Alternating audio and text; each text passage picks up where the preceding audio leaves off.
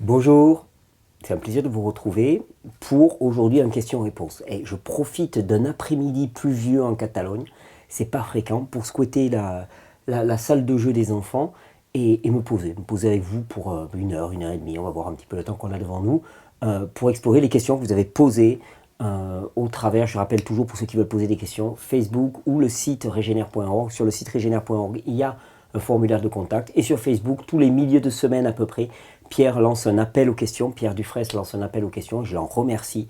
Et il sélectionne. Alors, vous allez me dire, ouais, mais alors sélectionner sur quels critères? Les critères, c'est avant tout de ne pas jouer à la consultation. Je vous l'avais déjà dit dans la précédente vidéo. On n'est pas là pour jouer à de la consultation bis. Premièrement, parce que c'est impossible à distance. Et deuxièmement, parce que ce n'est pas du tout le propos de ces vidéos. C'est-à-dire que le propos, c'est vraiment de sortir de cette idée que à un symptôme, il y a une réponse unique, absolue et valable pour tous les individus. Ce n'est pas le cas. Ici, on parle de réforme de l'hygiène de vie et du mode de vie. Ça veut dire réforme de l'alimentation, réforme du rythme de vie, réforme du rythme de repos aussi, de l'environnement dans lequel on vit. Et on se rend compte que ces réformes-là amènent énormément d'améliorations sur le plan du terrain, qui font qu'ensuite, eh bien, certains symptômes disparaissent, voire s'amenuisent, voire disparaissent, mais qu'en aucun cas on a le nez rivé sur le symptôme. Et plus que jamais dans ce question-réponse, eh bien, on va aller dans cette direction. D'ailleurs, je l'ai scanné rapidement avant de démarrer, et je suis très content parce qu'en fait, il y a beaucoup de questions qui ne sont plus des questions symptomatiques. Et ça, wow, la classe. Merci sincèrement.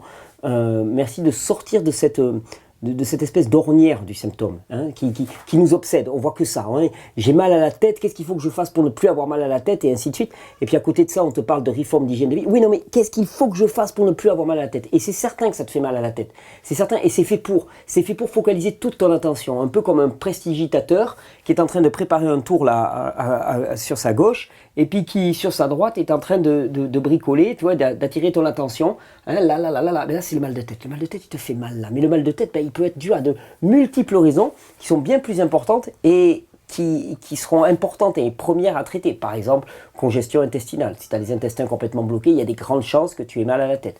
Parce que, par exemple, on peut citer le lien qu'il y a vers le nerf vague qu'il y a entre les intestins et la partie cérébrale, et que finalement, on a remarqué qu'une congestion cérébrale était souvent liée à une congestion intestinale. Mais des raisons, il peut y en avoir des tas d'autres. Et tant qu'on est dans l'idée qu'à un symptôme, il y a une seule réponse, alors on cherche des consultations. Et on veut simplement des solutions. Ici, on ne propose pas tant des solutions que des pistes de compréhension du fonctionnement du corps humain. Et une fois que tu as compris quels sont les besoins vitaux du corps humain, tu lui donnes. Et une fois que tu lui as donné ce dont il a besoin, que tu as rempli ses besoins vitaux, il y a toutes les chances que tu ailles très bien. Parce que nous sommes vivants. Et parce que nous sommes vivants, nous avons une capacité qui est la capacité d'adaptation. Nous avons là aussi la capacité à l'homéostasie. C'est-à-dire que notre corps revient spontanément. Le vivant revient spontanément à son état de meilleur fonctionnement, dès lors qu'on lui donne les bonnes conditions pour. Et c'est juste le propos de ces vidéos, hein. On ne s'occupe pas de maladie ici, on s'occupe de santé. Quelles sont les bonnes conditions à donner au corps humain pour que spontanément, comme dit la loi de l'homéostasie, spontanément, il aille vers le meilleur. Je ne sais pas vous, mais moi ça continue de m'impressionner, quoi. Ça fait 7 ans que je fais des vidéos. Ça fait 7 ans que je répète et que je rabâche la même chose et ça continue de m'émouvoir et de m'impressionner. Le vivant a quelque chose d'incroyable, mais comme on est entouré de choses non vivantes et comme notre imaginaire est peuplé de machines, de la fascination des machines, on ne réalise pas à quel point le vivant est incroyable. Le vivant va spontanément vers le meilleur. Le vivant est le climax, on dirait si on utilisait un terme de botanique. Le climax, c'est le mode de développement le plus abouti. Le vivant est le plus abouti. C'est-à-dire, c'est pas la peine de chercher. Ça me fait toujours rigoler quand j'entends d'améliorer le vivant. Et je dis, mais les gars, mais c'est un rêve prométhéen délirant. Vous n'améliorerez jamais le vivant. Le vivant est l'absolu aboutissement. C'est la parfaite création d'une certaine manière. Le vivant est parfait dans son fonctionnement. Et avant de vouloir améliorer le vivant, parce que souvent on veut améliorer le vivant, pourquoi? Parce qu'on dit, ah, il dysfonctionne. Non, il ne dysfonctionne pas, absolument pas. Il fonctionne parfaitement, sauf que les conditions environnementales que tu lui donnes ne lui permettent pas de trouver dans son environnement les matériaux, les nourritures satisfaisantes qui lui permettent d'exprimer un état de santé comme tu le désires. Mais on veut améliorer le vivant simplement parce qu'on est trop stupide pour ne pas comprendre que les besoins vitaux sont des besoins vitaux. C'est-à-dire que si tu n'y réponds pas, tu ne vis pas. C'est les besoins du vivant. Et donc on veut améliorer le vivant. Mais attends, et contente-toi banane de le faire fonctionner, de connaître les lois qui président à son fonctionnement et de le laisser fonctionner. Et tu verras que tu n'as plus besoin de l'améliorer. Il est parfait en tant que tel. Et dans ces vidéos, c'est vraiment ce que j'ai à cœur, vraiment, de mettre en lumière. C'est cette perfection du fonctionnement. Et vraiment, on s'occupe ici de santé. On ne s'occupe plus de maladie. Si vous venez d'un univers de la maladie, dans lequel vous a rabâché des choses sur votre maladie, avec des pronostics sur votre maladie, et sérieux, pendant 1 heure, 1 heure et demie, vous le mettez de côté. Vous oubliez. Et on va se raconter, mais pas se raconter en fabulant, on va se raconter la fabuleuse histoire du vivant. Et la capacité qu'a le vivant de revenir spontanément à l'état que tu désires, simplement si tu lui fiches la paix, si tu le laisses agir. Et c'est pour ça qu'on parle autant de repos tout azimut, parce que c'est dans le repos, c'est dans le calme et le silence que se trouve ta force, c'est dans le calme et le silence que tu vas aller permettre au corps d'exprimer, au vivant d'exprimer tout ce qu'il peut exprimer. Et c'est juste fabuleux. C'est ça qu'on appelle la régénération et c'est ce que je me plais à partager dans toutes ces vidéos. Et puis voilà, il y a vos questions aussi qui arrivent, qui nous permettent de mettre un petit peu plus de lumière sur un phénomène. Mais si on sort de la consultation, vous allez voir, on va encore plus y gagner tous. On va arrêter de tourner en rond sur nos petits symptômes, on va commencer à ouvrir encore plus. Et cette fois-ci, c'est vraiment le cas. Donc je tenais vraiment à vous remercier. Oui, j'avais une petite annonce, puisque Pierre m'a mis un petit mot en préambule. Peux-tu annoncer que tu ne cherches plus de plumes pour l'écriture de ton livre? Ouais, effectivement, je ne cherche plus de plumes pour l'écriture de mon livre parce que j'en ai trouvé une de plume. Et la plume, elle est ici. J'ai réalisé. Alors, effectivement, j'ai lancé un appel. Cet appel était basé aussi sur la croyance que j'étais incapable moi-même d'écrire un livre. C'est un truc qui est ancré en moi. Mais, bon, voilà, je me suis prouvé qu'en vidéo, c'est bon. Je maîtrisais le truc à peu près. J'arrivais à faire quelque chose. Mais avec les bouquins, comme tout le monde, je souffre comme tout le monde, comme la plupart d'entre nous, d'un énorme complexe d'infériorité. Je pensais que j'étais incapable d'écrire un bouquin. Et j'ai vraiment réalisé, au travers de multiples échanges avec des personnes qui se proposaient pour écrire ce livre, que finalement, si ce n'était pas moi qui l'écrivais principalement, majoritairement, mais j'allais jamais être satisfait.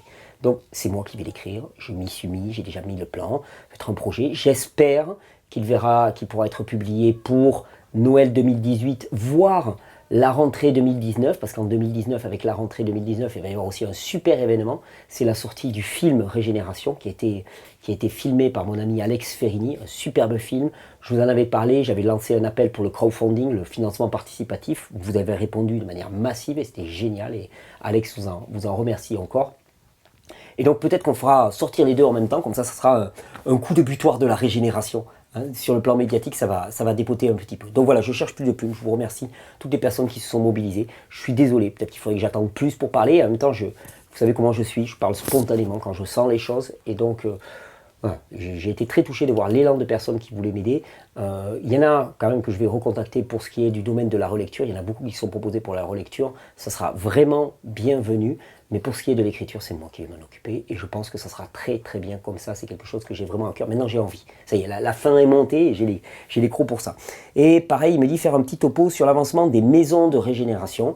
C'est en cours. Il y en a certainement une qui va s'ouvrir dès la rentrée de septembre, on va dire, du côté de Paris, parce qu'on nous a fait une superbe proposition dans le coin de Paris.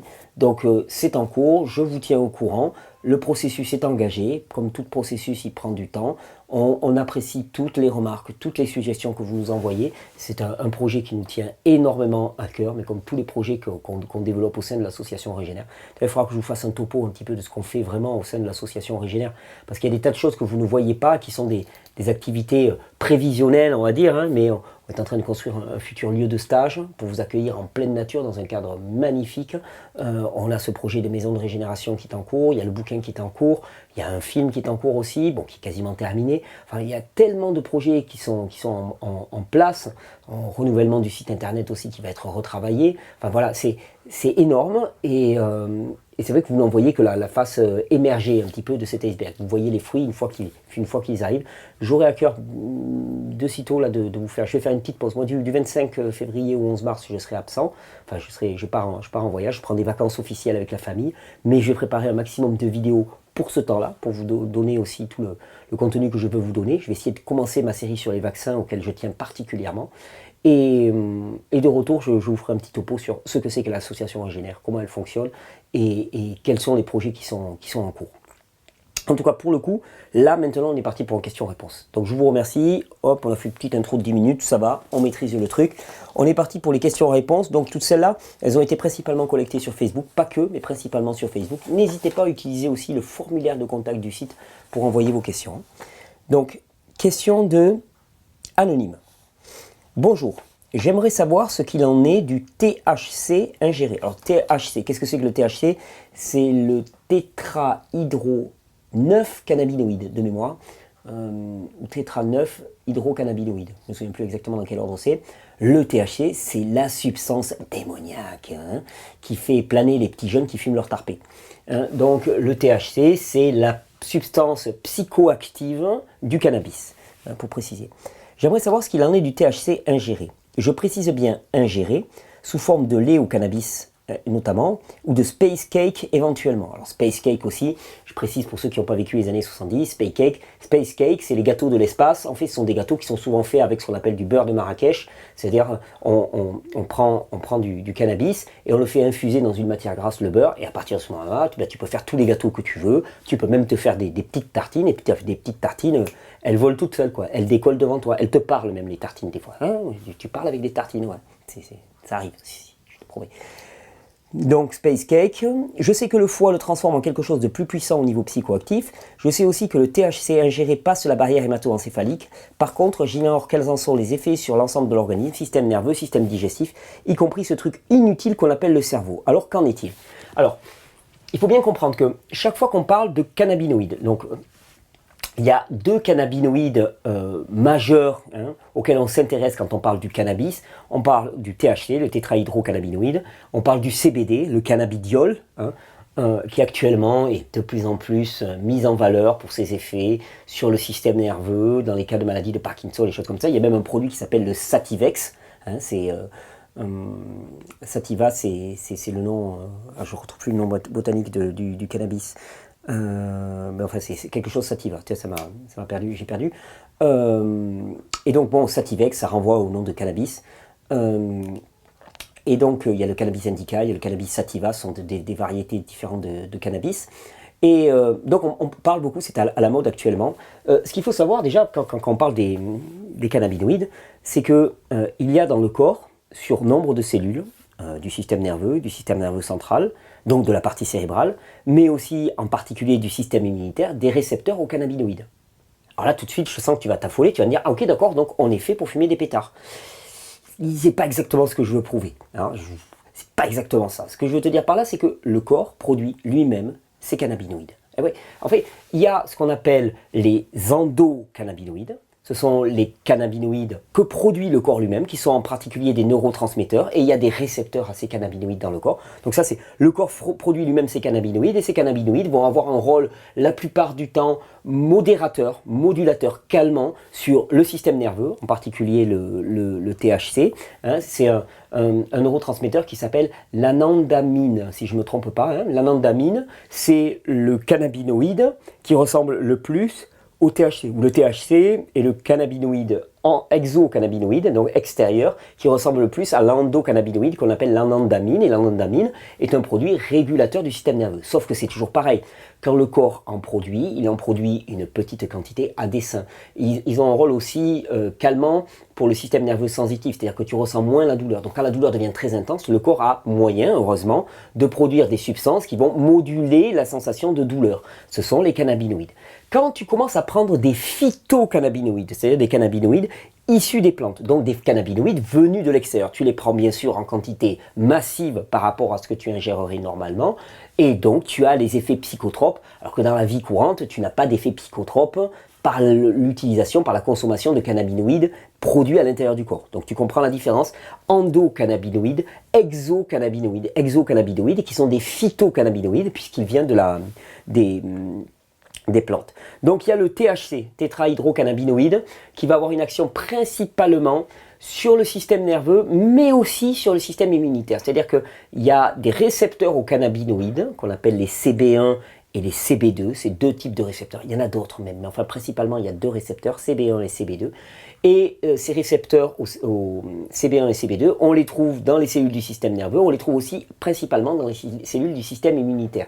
C'est pour ça que en plus de ce qu'on appelle l'usage récréatif du cannabis, donc qui agit sur le système nerveux, qui te fait planer, flyer et avoir un sourire banane, ou faire des crises d'angoisse selon les personnes. On agit sur le système nerveux, donc effectivement les réactions, ça dépend de la personne, ça dépend de la force de son système nerveux. Je connais des gens qui se sont fait des montées avec du cannabis simplement et qui ont mis du temps à redescendre, et des psychoses paranoïaques simplement en ingérant du cannabis. Donc effectivement, on ne connaît pas l'effet, mais la plupart du temps, tu planes, c'est doux, c'est tranquille, c'est pas très très violent. Le cannabis est réputé une drogue douce, entre guillemets. Donc, il y a des récepteurs qui vont jouer sur le système nerveux, la mémoire, la cognition, la perception de l'équilibre, et ainsi de suite. Et puis tu as des récepteurs qui vont jouer sur le système immunitaire. Et c'est parce que il y a des récepteurs sur les cellules du système immunitaire qu'on peut maintenant parler de cannabis thérapeutique. Et quand on parle de cannabis thérapeutique, effectivement, par exemple, le THC est reconnu de plus en plus, suite particulièrement à l'expérience et à la médiatisation de quelqu'un qui s'appelle Rick Simpson aux États-Unis, qui a soigné son cancer. J'allais dire guéri, il a guéri son cancer, mais en réalité il a soigné son cancer en utilisant ce qu'on appelle de l'huile de cannabis. Donc l'huile de cannabis, c'est simplement des têtes de cannabis que tu laisses infuser dans de l'alcool. Comme ça, l'alcool va dissoudre toutes les résines, la résine passe dedans. Ensuite, tu évapores l'alcool, et une fois que tu as évaporé l'alcool, tu fais ce qu'on appelle la décarboxylation, c'est-à-dire que tu chauffes le mélange de manière à ce qu'on ait la version active du THC, tétrahydrocannabinoïde, et non pas l'acide tétrahydrocannabinoïde qui lui n'est pas actif. Pour ceux que ça intéresse, vous allez faire des recherches en particulier. Alors, Rick Simpson a fait des recherches, il a guéri son cancer, il a soigné son cancer avec de l'huile de cannabis contenant du THC. À côté de ça, il y a de plus en plus de médicaments qui contiennent du CBD. Le CBD a très peu d'effets sur le système nerveux et des effets sur le système immunitaire et sur le système aussi musculo-nerveux, c'est-à-dire tout ce qui est du domaine du tremblement. C'est pour ça qu'on le donne beaucoup pour maladie de Parkinson, sclérose en plaques et ainsi de suite. Il faut savoir quand même, pour info, que la plupart des produits contenant du CBD en France sont relativement sous-dosés, c'est-à-dire que leur dosage est très faible et qu'un vrai traitement avec du CBD, avec des produits qui contiennent au moins 20% de CBD, ça vaut très très cher. Ça, c'est le gros problème de la chose. Ensuite, pour des produits contenant du THC et du CBD, étant donné que le THC est diabolisé, c'est introuvable en France. C'est-à-dire, à part de te le faire toi-même, de descendre de la montagne catalane par exemple, avec un bon sac de 2 kg de tête sur l'épaule, d'éviter les chiens-loups de la police et de te préparer ça à la maison, ce qui est tout à fait possible. Tu vas sur internet, tu tapes Rick Simpson comme les Simpsons, comme Homer Simpson, et Rick Simpson Oil, O-I-L, R-S-O, et tu auras tout le processus, si tu lis l'anglais, mais même si tu lis le français, pour produire de l'huile de cannabis chez toi. Alors ensuite, qu'en est-il de l'effet ingéré ? L'effet ingéré n'est pas le même, effectivement, que l'effet fumé respiré par les poumons. Il semblerait que quand tu l'ingères, on cible plus les récepteurs du système immunitaire que quand on le respire par les poumons, dans lequel on cible plus les récepteurs du système nerveux. C'est ce qui expliquerait qu'en le fumant ou en le vaporisant avec un vapo, tu agis plus sur le système nerveux, alors que quand vraiment tu vas avoir une action immunitaire, quand on parle de cancer, de sclérose en plaques, des choses comme ça, il vaudrait mieux l'ingérer. Alors, le problème, c'est que quand même, il y a des effets psychoactifs. Donc, quand tu ingères, par exemple, de la RSO, Rick Simpson Oil, alors, pour les cancéreux, par exemple, parce que c'est pour eux que ça a été très très utilisé, c'est bienvenu, parce que de toute façon, les mecs, ils sont sous morphine. Les mecs ou les filles, ils sont sous morphine. Donc la morphine est un opioïde. Donc entre un opioïde et un cannabinoïde, entre nous soit dit, bon, il y a un opioïde qui est légal, il y a des drogues légales, puis il y a des drogues qui sont illégales, voire diaboliques. C'est ça la différence. Mais là, c'est juste l'État français qui a décidé. Dans les deux cas, on te shoot. Donc l'avantage, c'est que tu vas avoir un effet antalgique majeur, tu vas plus avoir mal, ou ça va vraiment diminuer les douleurs. Et il y a cette action de lyse sur les cellules cancéreuses, c'est-à-dire que les cellules cancéreuses ont des récepteurs de type CB1, je crois particulièrement. Enfin, je suis pas spécialiste de la question, il faudrait voir ça avec un spécialiste. Et donc en fait, oui, on a pu constater, et j'ai pu le constater moi-même plusieurs fois, qu'effectivement l'ingestion de bonnes doses d'huile de cannabis fabriquée sur la méthode Rick Simpson avait une action extrêmement féroce en termes de destruction des cellules cancéreuses. C'est une chimiothérapie sans les effets secondaires de la chimiothérapie et avec la banane en plus, avec le smile en plus. Tu planes pas mal, tu dors bien, tu n'as plus de douleur et tes cellules cancéreuses sont effectivement attaquées. Alors, toujours pareil, faire un topo sur le cancer. Je prévois une série de vidéos sur le cancer, peut-être cet été ou à la rentrée de septembre. On va voir que quand on parle d'attaquer des cellules cancéreuses, il y a toujours un problème, c'est qu'il va falloir penser à l'organe de détoxification du corps, qui est le foie. Et je ne compte pas le nombre de personnes qui voient leur tumeur diminuer, voire régresser, voire disparaître, mais qui meurent d'un engorgement du foie, parce que le foie a eu trop à traiter, une cirrhose de foie, et si le foie est touché par la tumeur, alors là c'est encore plus compliqué. Donc par rapport au cannabis ingéré, quand tu l'ingères, tu cibles beaucoup plus le système immunitaire.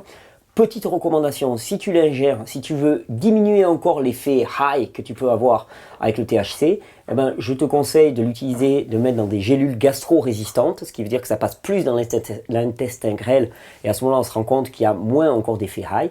Et si tu veux encore diminuer l'effet psychotrope et n'avoir que l'effet immunitaire, alors à ce moment-là, le meilleur moyen, c'est de se fabriquer des suppositoires.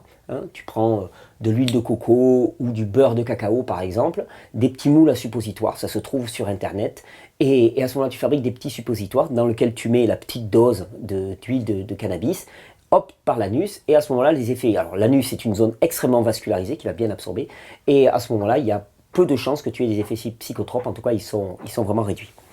Voilà pour le cannabis, c'est une plante médicinale majeure. Avant d'être une plante diabolisée à l'extrême, c'est une plante médicinale majeure qui a été utilisée, qui est encore utilisée par de très nombreuses civilisations. Là, ils sont en train de nous la ressortir juste pour le CBD, mais complètement maîtrisée par le gouvernement, qui va avoir des taxes majeures sur la production de cannabis. Le cannabis a encore un avantage, c'est une plante médicinale qu'on peut produire très facilement chez soi, et qui pousse très très bien. Et l'huile de cannabis peut se produire très facilement chez soi. Après ça, moi, j'ai rien dit, c'est à toi ensuite de te débrouiller.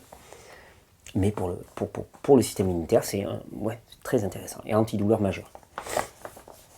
Alors, question de Viviane.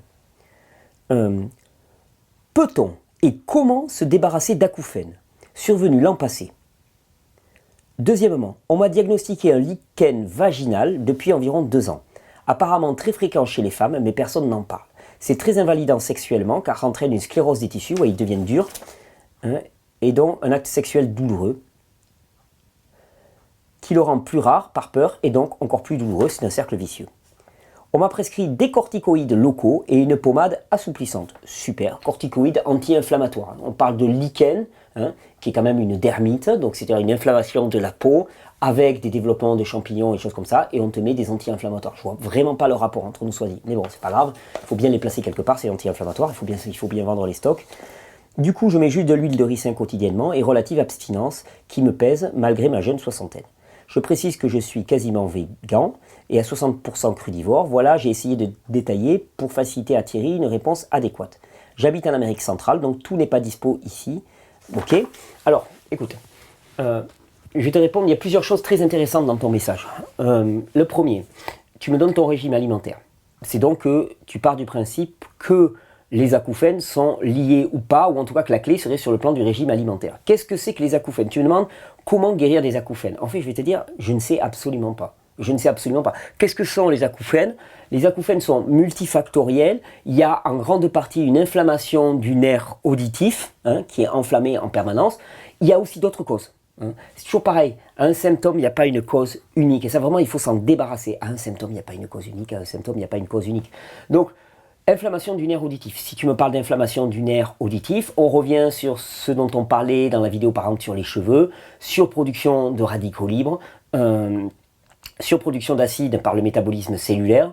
Donc dans les deux, ça veut dire surcatabolisme. C'est-à-dire que ton corps fonctionne trop, produit trop d'acide, ou n'élimine pas assez bien ces acides, ou n'a pas suffisamment de substances neutralisantes, que sont les antioxydants, les minéraux, les vitamines, pour venir neutraliser ces acides et ces radicaux libres, et permettre que l'inflammation diminue. Donc s'il y a inflammation, l'inflammation c'est un processus régulateur du corps qui répond à une situation d'accumulation de produits toxiques, de produits acides.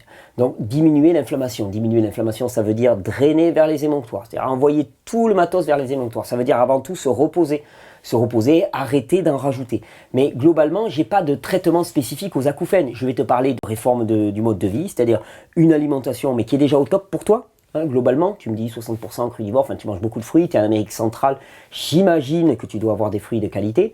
Donc, a priori, il n'y a pas de souci de ce côté-là. Je vais donc plutôt te parler de stress, par exemple. Alors, même si tu es en Amérique centrale, peut-être que tu vis dans une atmosphère de stress. Je vais te parler de rumination mentale, de suractivité mentale, peut-être. Hein, ça te parle ou ça ne te parle pas. Autant de paramètres qui vont amener à un surcatabolisme du corps. Mais globalement, s'il y a une inflammation du nerf auditif et que cette inflammation ne diminue pas, c'est qu'il y a un manque de repos, anabolisme, élimination. Tout ça, c'est la même case.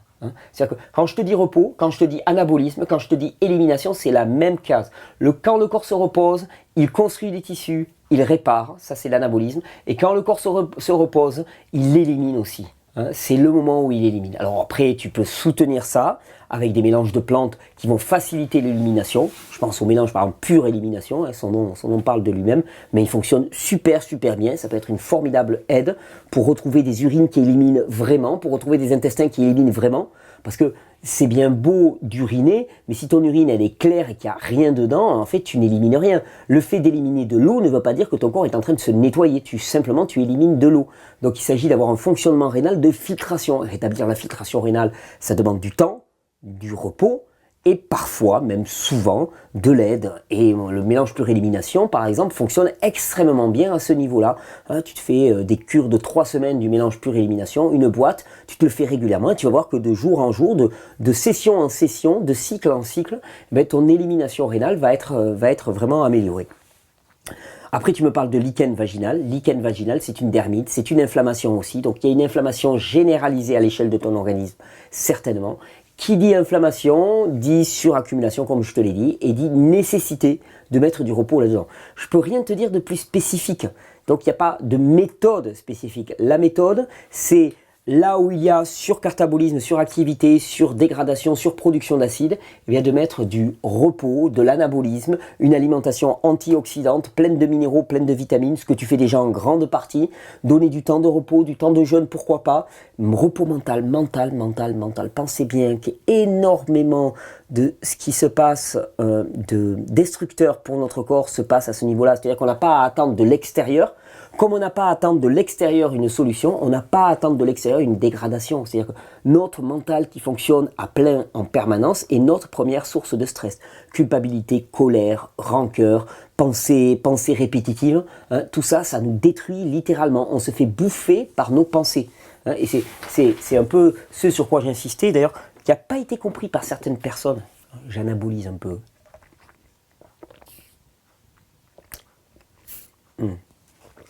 Tu dois en avoir des cocos en Amérique centrale. Go sur les cocos.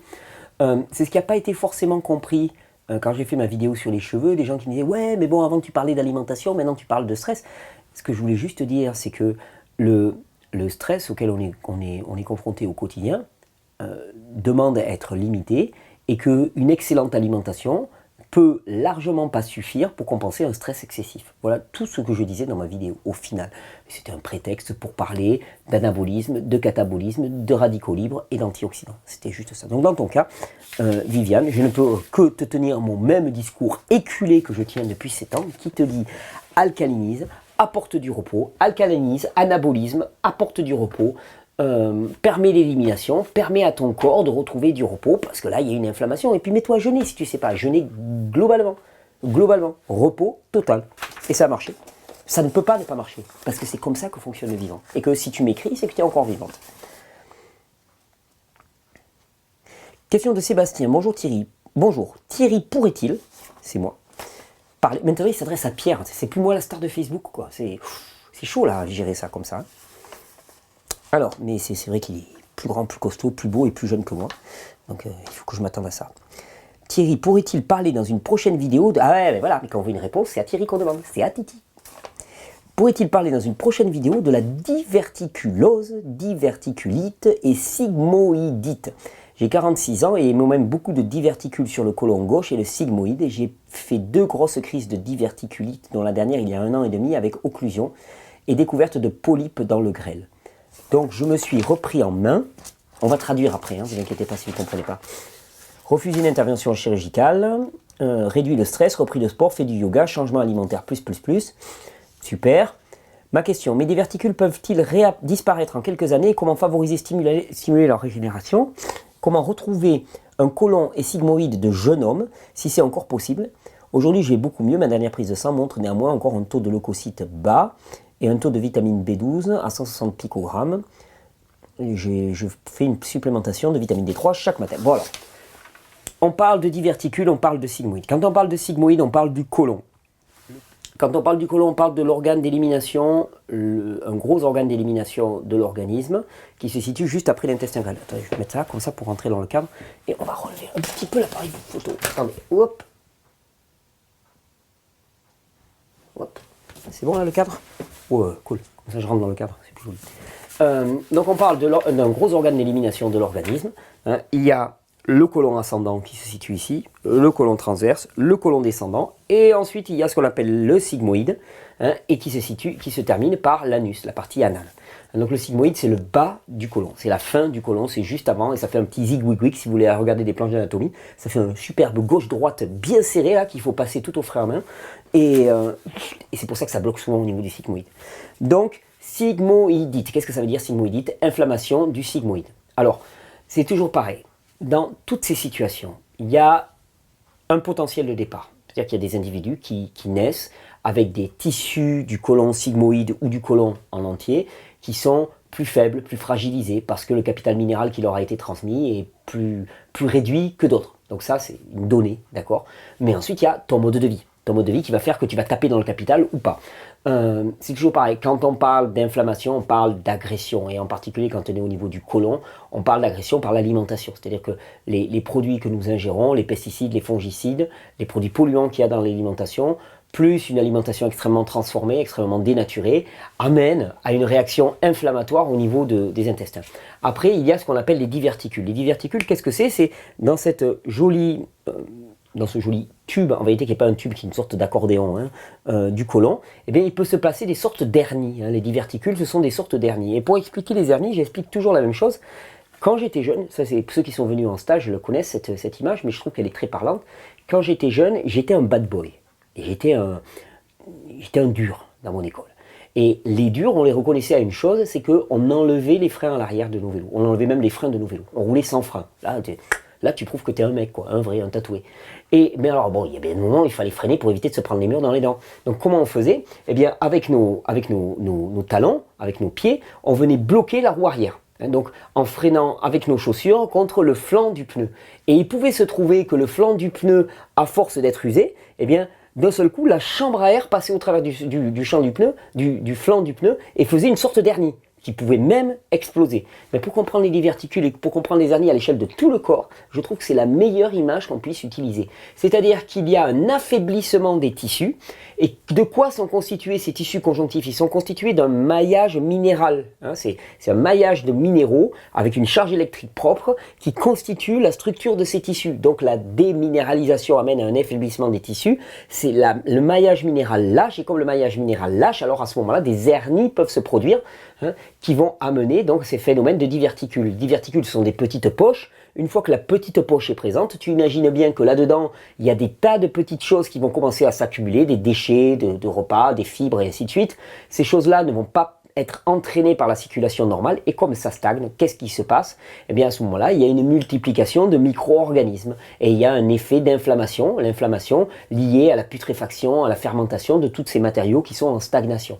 Donc, peut-on récupérer des diverticules? Oui, je l'ai vu plusieurs fois récupérer des diverticules. Ça passe avant tout par une expérience de reminéralisation. Ce que tu décris de ce que tu as changé dans ton mode de vie me semble aller juste parfaitement dans le bon sens. C'est-à-dire que tu as joué à la fois sur ce qui rentre dans ta bouche, et puis ce qui rentre dans tes yeux, ce qui rentre dans ton âme, c'est-à-dire relaxation, repos, yoga. Tu me dis aussi que tu as abordé une nouvelle hygiène relationnelle, donc ce qui rentre, mais aussi ce qui sort de ta bouche, excellent. Perso, je laisserai faire, je rajouterai rien. Tu es en pleine expérience de reminéralisation. Les sigmoïdites, normalement, devraient être un lointain souvenir. Ça ne devrait plus avoir lieu, même si tes tissus, à la base, sont relativement faibles. Et c'est vraiment ce qu'il faut que vous compreniez. Vous pouvez démarrer avec un patrimoine génétique faible au départ. Si vous avez une bonne gestion de la chose, votre génétique, vous l'oubliez. Vous vous en foutez littéralement. Hein, donc c'est vraiment là où on me sort toujours de la génétique. Je dis, oui, mais c'est le point de départ, la génétique. On s'en fout et de toute façon, tu peux rien. Tu as les parents que tu as, tu vas pas commencer à leur faire un procès à tes parents. Donc tu as les parents que tu as, maintenant, qu'est-ce que tu en fais toi? C'est quoi le jeu que tu vas jouer? Et c'est ça qui est important. Hein. Au lieu de toujours chercher toujours des responsables, des coupables, on passe notre temps à essayer de s'innocenter sur les autres. Ça, je ne sais pas si vous avez réalisé. Je veux dire, tout le temps qu'on perd à essayer de se justifier, à trouver des coupables chez les autres, c'est simplement parce qu'on veut être innocent. Mais on n'est pas innocent. On n'est jamais innocent. Ça vaudrait même le coup de faire une vidéo là-dessus. L'innocence humaine, ça n'existe pas. On n'est pas innocent. Donc ça ne sert à rien d'essayer de défendre une innocence. On ne l'aura jamais. On n'est pas innocent. On fait des erreurs. On fait des choix. On fait du mieux que l'on peut. Hein, pour reprendre la maxime de mon ami Pierre là, avec Vérisme Télé, hein, du mieux que j'ai pu. Et c'est déjà pas mal. Hein. Il ne nous est pas demandé la perfection, il nous a demandé l'excellence. Et l'excellence, c'est du mieux que je peux. Et c'est ce qu'on fait la plupart du temps. Même nos comportements les plus aberrants, c'est du mieux que l'on peut dans les circonstances dans lesquelles on est. Et si on arrête de vouloir décharger de notre responsabilité sur nos parents, sur la génétique, sur ce qui est d'après moi une attitude extrêmement immature d'enfants qui cherchent toujours des responsables de ces troubles, et bien à ce moment-là, on commence à enfin pouvoir agir de manière adulte et de manière responsable. Donc voilà, je crois que ce que tu fais est excellent et que ça va vraiment dans le bon sens. Question de... Alors je ne sais pas quel est ton prénom, si c'est ou Ama. Donc, tu m'excuseras, hein. ou Ama. Bonjour Thierry, voilà, j'ai demandé via les commentaires de ta vidéo, poser des questions, on m'a dit que c'était ici. Voilà, il y a quelques jours, j'ai des battements de cœur irréguliers. Cela m'inquiète, ça peut. Enfin, inquiéter, ça sert à rien. Le truc, c'est qu'il faut que ça alerte et que ça amène à des... faire des jeûnes intermittents ou des jeûnes longs, ou bien quoi prendre. Alors, battement du cœur. Quand on parle de battement du cœur, on pense immédiatement une neurohormone qu'on appelle l'adrénaline et la noradrénaline qui préside à la contraction cardiaque. Quand on commence à avoir des irrégularités de battement de cœur, ça parle de glandes surrénales qui commencent à fatiguer. D'ailleurs, petit coco,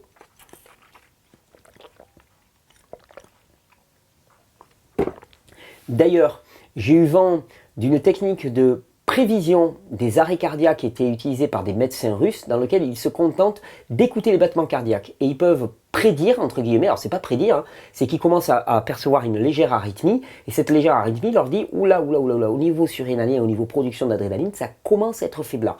Et donc ça permet de prévoir à l'avance et donc de l'éviter si possible, parce que le but c'est pas de prévoir, c'est d'éviter les arrêts cardiaques. Donc là ça parle simplement d'un système surrénalien qui commence à être vraiment très fatigué.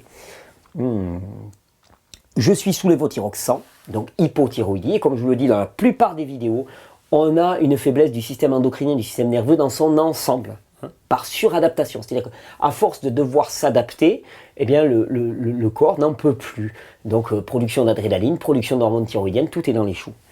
À cause d'une hypothyroïdite d'Hashimoto. J'ai les anticorps qui attaquent la thyroïde, donc là encore, je traduis en langage compréhensible par la plupart des gens.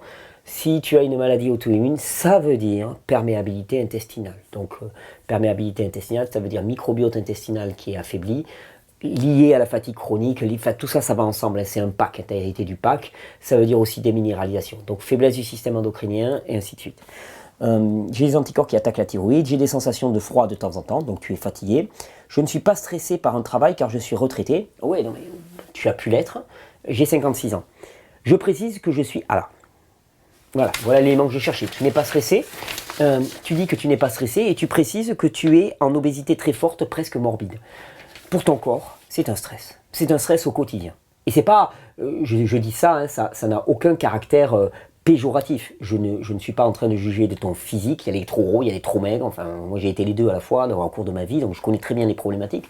C'est pas du tout ce que je suis en train de dire. Ce que je suis en train de dire, c'est que quand une personne a énormément de poids à déplacer avec elle, eh bien c'est un stress majeur pour l'organisme. C'est-à-dire que tu peux être au repos, dans les îles, sur la plage, en train de te dorer au soleil, si tu es en surpoids, tu demandes une suradaptation permanente à ton corps et tu te mets en danger. Oui, tu te mets en danger de quoi? De lâcher par épuisement. Épuisement chronique, épuisement à essayer de déplacer ce corps qui est trop volumineux, qui est trop lourd. Hein, stricto sensu, c'est exactement ce phénomène.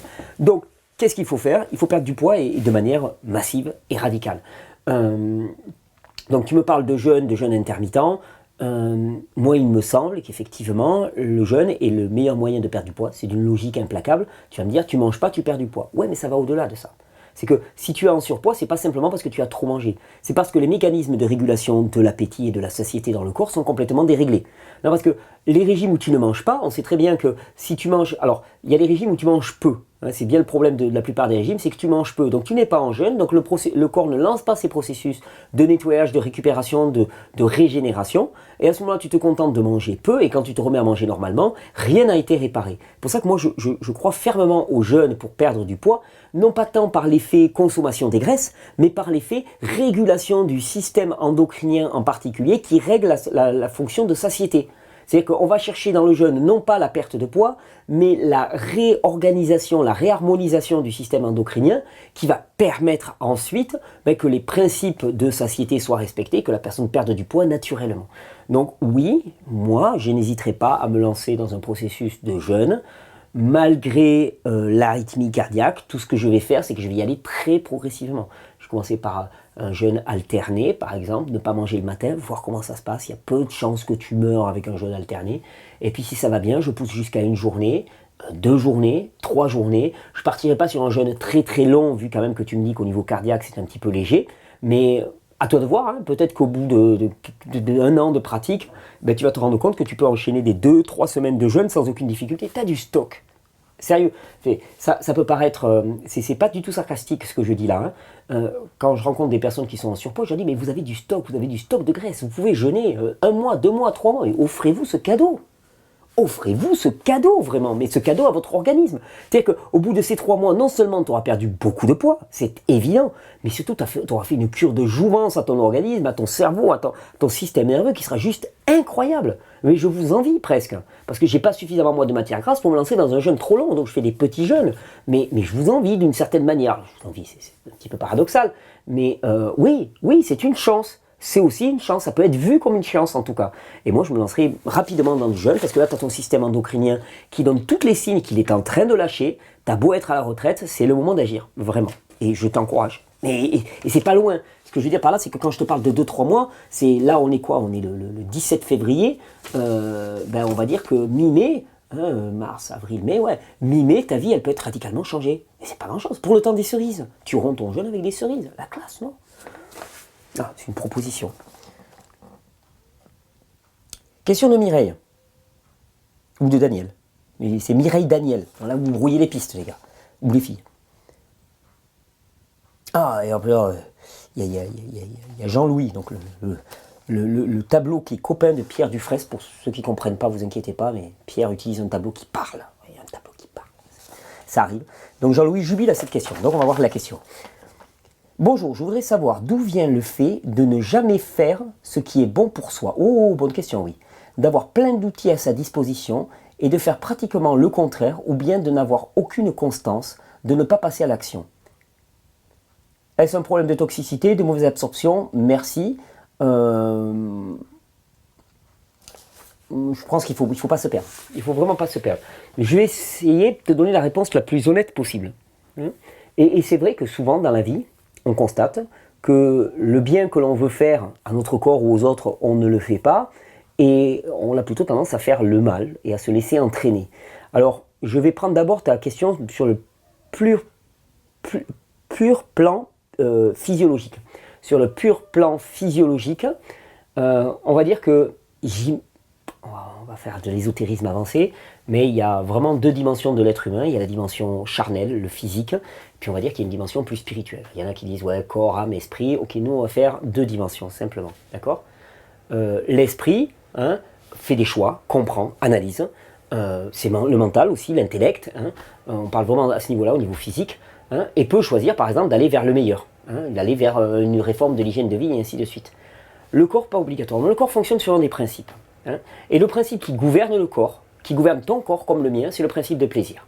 Notre corps, notre chair est gouverné par le principe de plaisir. C'est-à-dire la recherche du plaisir et l'évitement de la douleur. C'est le principe qui meut la chair. Et si on fonctionne uniquement suivant notre chair, eh bien on est guidé simplement par notre plaisir. C'est comme ça qu'on dit qu'il y a des gens, qu'il y a des hommes qui sont guidés par leur pénis, parce qu'ils fonctionnent uniquement suivant la chair et non pas suivant l'esprit. Ce système d'être guidé par le plaisir est un système qui est certainement bon, puisqu'il a été fait comme ça, mais qui a été complètement dévoyé. C'est-à-dire que par exemple, quand on parle de plaisir alimentaire, ben, les produits qui sont produits actuellement, qui sont vendus dans les rayons de grande surface, sont des produits qui sont artificiellement construits pour surexciter les centres de récompense plaisir, ce qu'on appelle le centre de la récompense et du plaisir. Donc quelque part, ben, tu es esclave de ta chair, esclave de ton plaisir. Tu n'as plus cette liberté d'action qui fait que ton plaisir s'exerce pour te diriger vers des choses bonnes, ton plaisir s'exerce pour te diriger vers des choses mauvaises. Pourquoi? Parce qu'on a créé des choses mauvaises qui sont là pour artificiellement exciter ton plaisir. Par exemple, quand on gave de sucre blanc, par exemple, ou de sucre raffiné un produit, eh ben, c'est uniquement pour exciter tes systèmes du plaisir. Et ça, je ne sais pas si...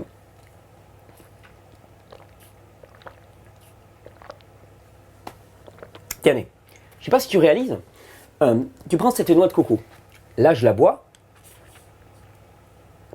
c'est juste parfait. Le sucre, excellent. Franchement, en plus, les noix de coco en ce moment, elles sont vraiment excellentissimes. Sucre excellent, c'est très très satisfaisant. Imaginons que derrière ça, je boive un soda gavé de sucre raffiné, qui va super exciter mes centres de récompense plaisir.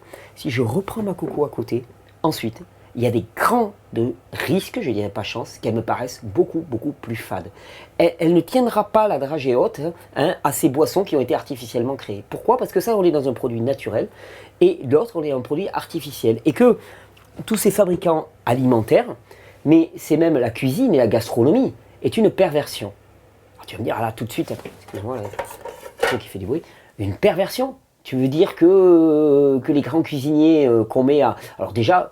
Il y a un gros problème, je ne sais pas si tu te rends compte. Je veux dire, on met des grands cuisiniers à l'honneur, quand tu vois les personnes en photo, et ça n'a rien de personnel, tu te dis, ils sont en sale état physique. Mais non, c'est la gastronomie française. Mais la gastronomie française, c'est la mort française, et c'est la perversion. Pourquoi? Il y a perversion à partir du moment où on cherche à rendre plus appétant quelque chose par l'artifice, par le travail, par la transformation. Ça, quelque part, c'est de la perversion. Perversion égale diversion. Je ne mets pas même de sens moral, je parle le sens étymologique. Perversion égale diversion. Alors, pourquoi on ne fait jamais ce qui est bon pour soi? Je pense que parce qu'on vit dans un monde dans lequel le principe de la récompense et du plaisir a été complètement dévoyé et perverti, et que si on n'est pas mu principalement par l'esprit, si c'est le corps qui prédomine, si c'est lui qui prend le contrôle, et bien à ce moment-là, on est conduit à se vautrer dans ce dont on veut que l'on se vautre. C'est-à-dire que... Tu rigoles, quoi, le gouvernement français qui te fait des campagnes, manger 5 fruits et légumes par jour, mais tout le reste est fait pour nous conduire à ne pas le faire.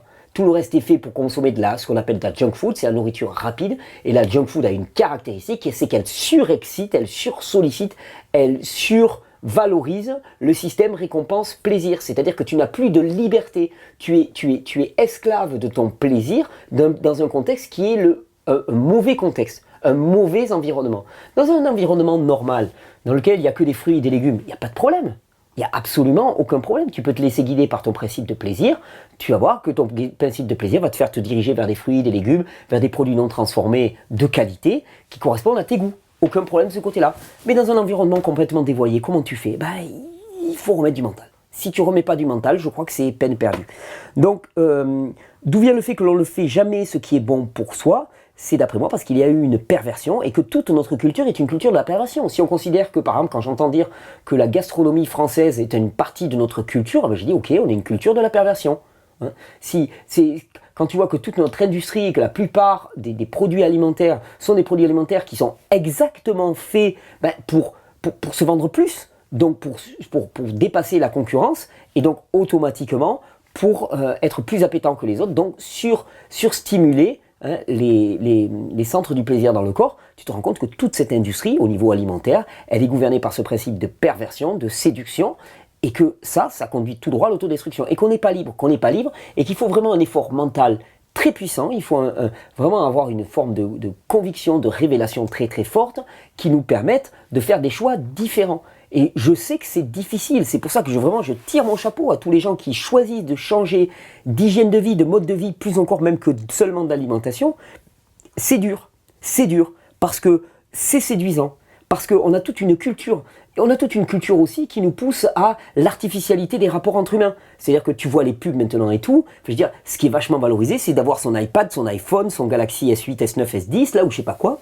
Et puis de pianoter, d'avoir des contacts sur Facebook, de s'envoyer des SMS et ainsi de suite. Mais ça, c'est pas la vie, c'est pas les relations. Donc il y a toute une culture Et cette culture, c'est une culture de la mort.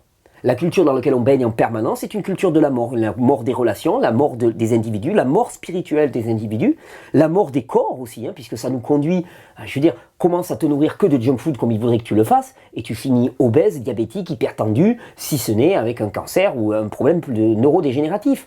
Donc c'est une culture de la mort. Et cette culture qui est vraiment mise à l'honneur, mise à l'index, avec des médias aussi qui se dorent la pilule en s'interviewant les uns les autres avec les spécialistes et tout. C'est une culture de la mort, absolument. Et c'est ce contre quoi je me bats d'une certaine manière. C'est pas contre des personnes, c'est contre cette culture de la mort, cette culture de la vacuité, cette culture du vain. C'est-à-dire que nos existences sont devenues complètement vaines à simplement rechercher un principe du plaisir, mais qui n'est plus relié à une finalité biologique. Une finalité reliée à nos besoins vitaux ou à l'épanouissement de l'être humain. C'est du plaisir pour le plaisir par lui-même. Et c'est désespérant. C'est profondément désespérant. Alors pour répondre à ta question, pourquoi est-ce que tu ne fais pas ce qui est bon pour toi? Alors il y a des chances que tu sois peut-être en épuisement chronique et à ce moment-là, cette force mentale, cette détermination, tu vas avoir du mal à la trouver. Alors tu vas me dire, alors c'est le serpent qui se mord la queue, si je suis en fatigue chronique, que je vais vers le pire, comment je m'en sors? Alors à ce moment-là, il n'y a qu'une seule solution. La solution, c'est l'autre. La solution, c'est le soutien. La solution, c'est le groupe. Et je crois que nous ne réalisons pas à quel point on s'est fait complètement arnaquer. En explosant la notion de famille, en explosant la notion de clan, en explosant la notion de village. Maintenant, c'est le village planétaire. Et pécouille, comment tu veux connaître le village planétaire? Ça, c'est des sortes d'illusions. Maintenant, tu peux communiquer avec tout le monde. Tu communiques avec personne, en vérité. C'est une énorme illusion. C'est une illusion sordide dans laquelle on plonge. Et puis, la structure familiale, on a complètement explosé. C'est has-been. Tu sais, c'est... Mais attends, mais sérieusement, c'est là où tu trouves les fondements de ta sécurité. C'est là aussi où tu trouves cette nourriture psycho-affective nécessaire pour te construire. On a besoin de revenir à des structures humaines dans lesquelles l'individu peut connaître son prochain d'une certaine manière et s'appuyer sur lui donner et recevoir de son prochain. Et ça, c'est absolument essentiel. Et donc, je pense que pour des personnes particulièrement en fatigue chronique, il est essentiel de trouver du relais. Reliez-vous. Sérieux, il y a Facebook, ça sert à quoi Facebook, sérieux? Ça sert juste à jouer au troll, là, et puis à distribuer des pouces bleus, là, j'aime pas. Ça sert à quoi? Si c'est juste à ça, c'est vraiment encore une connerie de plus qu'on a créée. Non, utilisons ces outils pour en faire réellement du concret et du réel.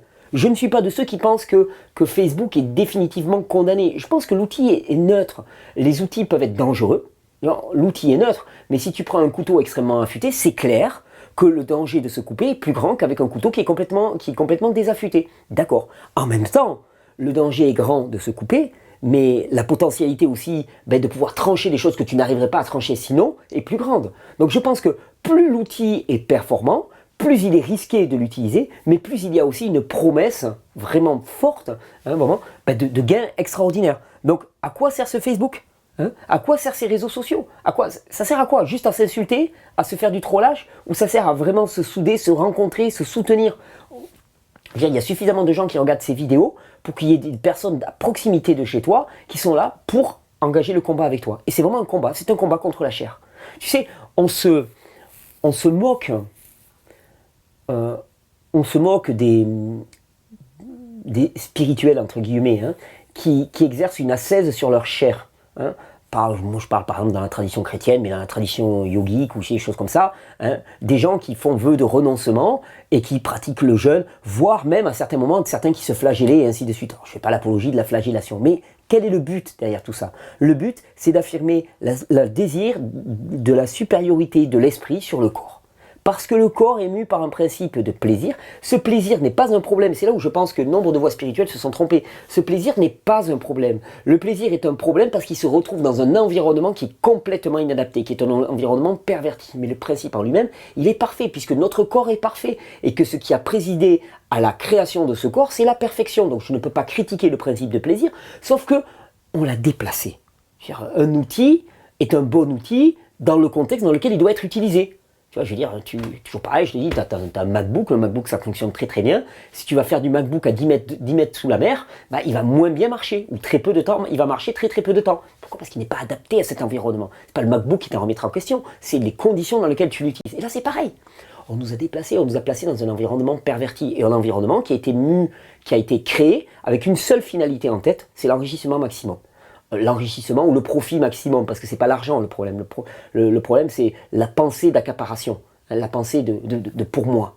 Cette espèce de vide qui est rempli en l'homme et qu'il essaie de remplir en permanence avec des biens matériels. Mais c'est ça. Et je crois que la seule solution à ça, elle est collective. Elle est collective, elle est spirituelle.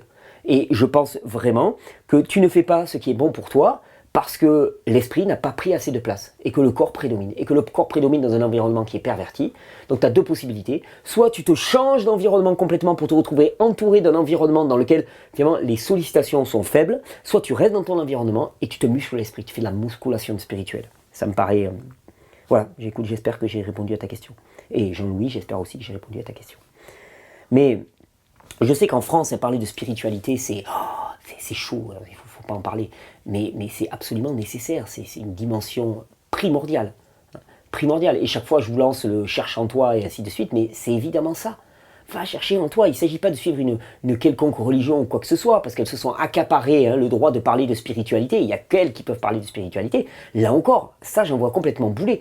Je te parle simplement de faire silence. C'est dans le silence que se trouve ta force.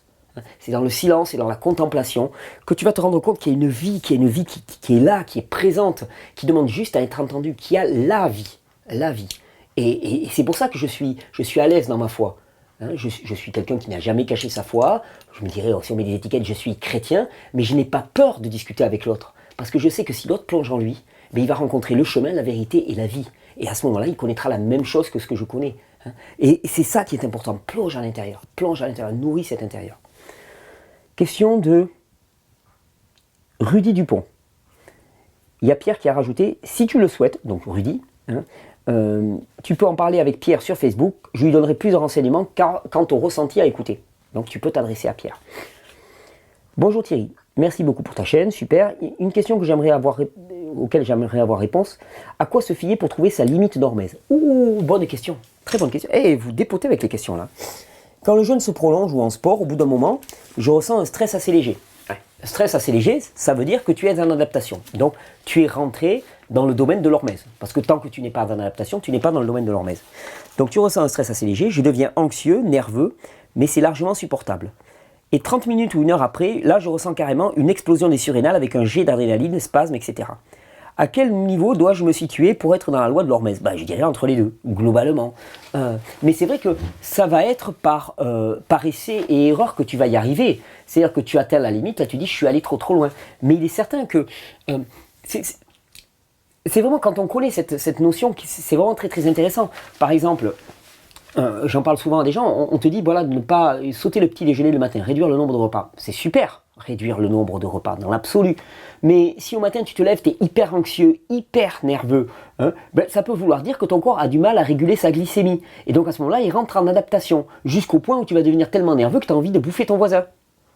Donc c'est vraiment arriver à mesurer quel est le degré d'adaptation du corps et s'arrêter quand c'est pas trop loin. Là, quand tu me dis, quand tu sens une véritable explosion de tes surrénales, bon, globalement, tu es allé trop loin. Tu es allé beaucoup, beaucoup trop loin. Donc, il faut s'arrêter entre les deux. Dès qu'un léger stress, une légère anxiété apparaît, non, je dirais non. Un peu après. Et puis, ce que tu peux faire, c'est, tu vois le léger stress et la légère anxiété qui montent, tu vas un peu après, puis tu t'arrêtes. Puis la fois suivante, tu vas un peu après, le un peu après. Puis la fois suivante, tu vas un peu après, le un peu après, du un peu après. Et au fur et à mesure, tu iras un peu après, du un peu après. Mais c'est par essai uniquement. Vraiment, il n'y a pas d'autre façon de faire. Mais c'est une super bonne question. Super bonne question. Alors, une question d'Isabelle. Et j'ai répondu à cette question parce qu'il y a Caroline qui m'a provoqué. Ça, j'aime pas qu'on me provoque, ça m'énerve, ça me blesse l'ego. Non, je vais te raconter l'histoire, tu vois. Bonjour, ma question est peut-être simple par rapport à certains, mais voilà, j'ai 46 ans, pas eu d'enfant. Mais qu'en est-il des problèmes liés aux règles douloureuses, migraines associées, dérèglements, mal au sein? Je fais des jus depuis 2 ans, je jeûne, cours 2 à 3 fois dans la semaine, super. Dans l'ensemble, je me sens bien, sauf en ces périodes de règles. Dois-je entreprendre autre chose en complément? Merci pour tout ce que vous représentez pour moi. Et là, il y a Caroline qui a eu l'audace de mettre. Vous savez combien de fois j'ai posé la même question? Il est très vague. On dirait qu'il n'est pas à l'aise. Quoi? Moi, je suis pas à l'aise? Attends, Caroline, moi, je suis pas à l'aise? Tu parles à Titi qui serait pas à l'aise? J'attends toujours une réponse de sa part, ainsi me débarrasser de ces sacrées migraines. J'espère que cette fois il va nous écouter. Eh ben oui, je t'ai écouté. Je t'ai écouté, mais en même temps, tu vas pas aimer ma réponse. Globalement, tu me parles de règles douloureuses, 46 ans, c'est le début de la fin, blague à part, on est en périménopause, préménopause, début de ménopause, c'est le moment où c'est le, excuse-moi l'expression, foutoir au niveau hormonal, globalement. Et en période de menstruation, encore plus. Donc, migraine. Donc je te disais, amuse-toi à regarder sur Internet tous les récepteurs aux oestrogènes, par exemple. Et tu vas te rendre compte à quel point les oestrogènes sont utiles à peu près partout dans le corps. Donc tu vas imaginer qu'à partir du moment où ta production d'oestrogénique diminue, eh bien, il va y avoir un temps d'adaptation qui va être assez douloureux pour le corps parce qu'il y a énormément de fonctions qui ne sont pas remplies. Tu es dedans. Tu es dedans. Alors, tu vas me dire, mais alors ça veut dire quoi ça? Ça veut dire que... alors, il y en a qui prennent des compléments œstrogéniques. On peut. Si tu utilises des compléments œstrogéniques ou progestériques, utilise ce qu'on appelle des produits bio... qui sont pas biomimétiques, mais des hormones... enfin, en tout cas, des hormones qui sont exactement comme les hormones humaines. J'ai perdu le terme, il y a un terme pour ça.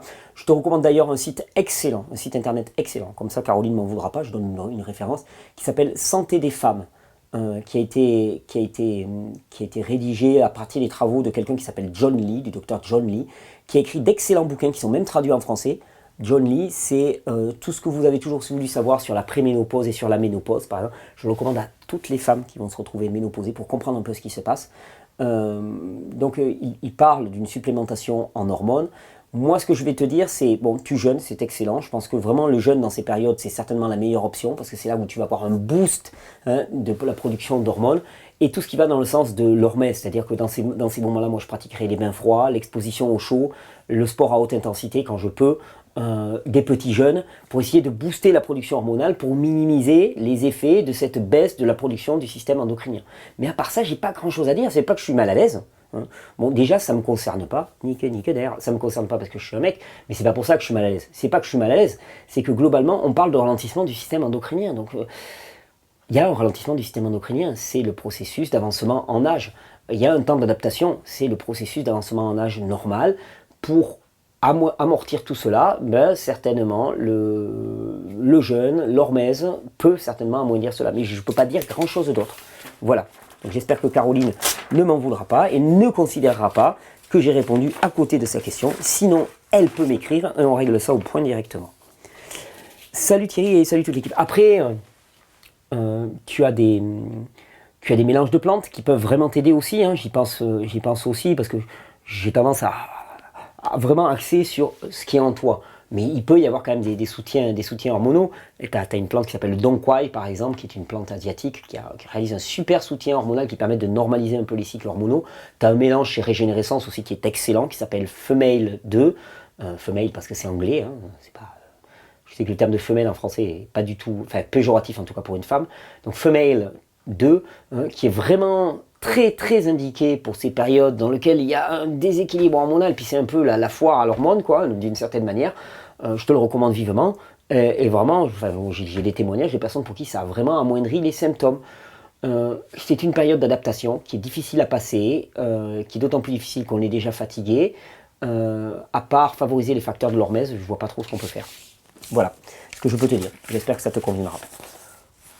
Oh, c'est un peu surexposé là. Non, il y a de la lumière dehors. Ah, il s'est arrêté de pleuvoir. On pourrait presque aller dehors.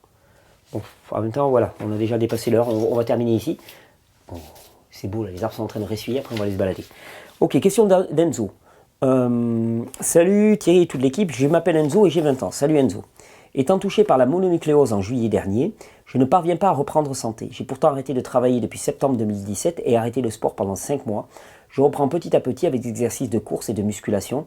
Selon toi, est-ce normal d'en être toujours là 7 mois après? Et que dois-je faire? Ah oui, j'oubliais, je prends le mélange anti-fatigue sur le site Régénère. Merci à toi. Je précise que j'ai rajouté à mon alimentation des jus de légumes comme gingembre, curcuma, épinards, pommes. Mais rien n'y fait. Des fois même l'envie de me lever du canapé est terrible. Ouais, tu n'as pas envie.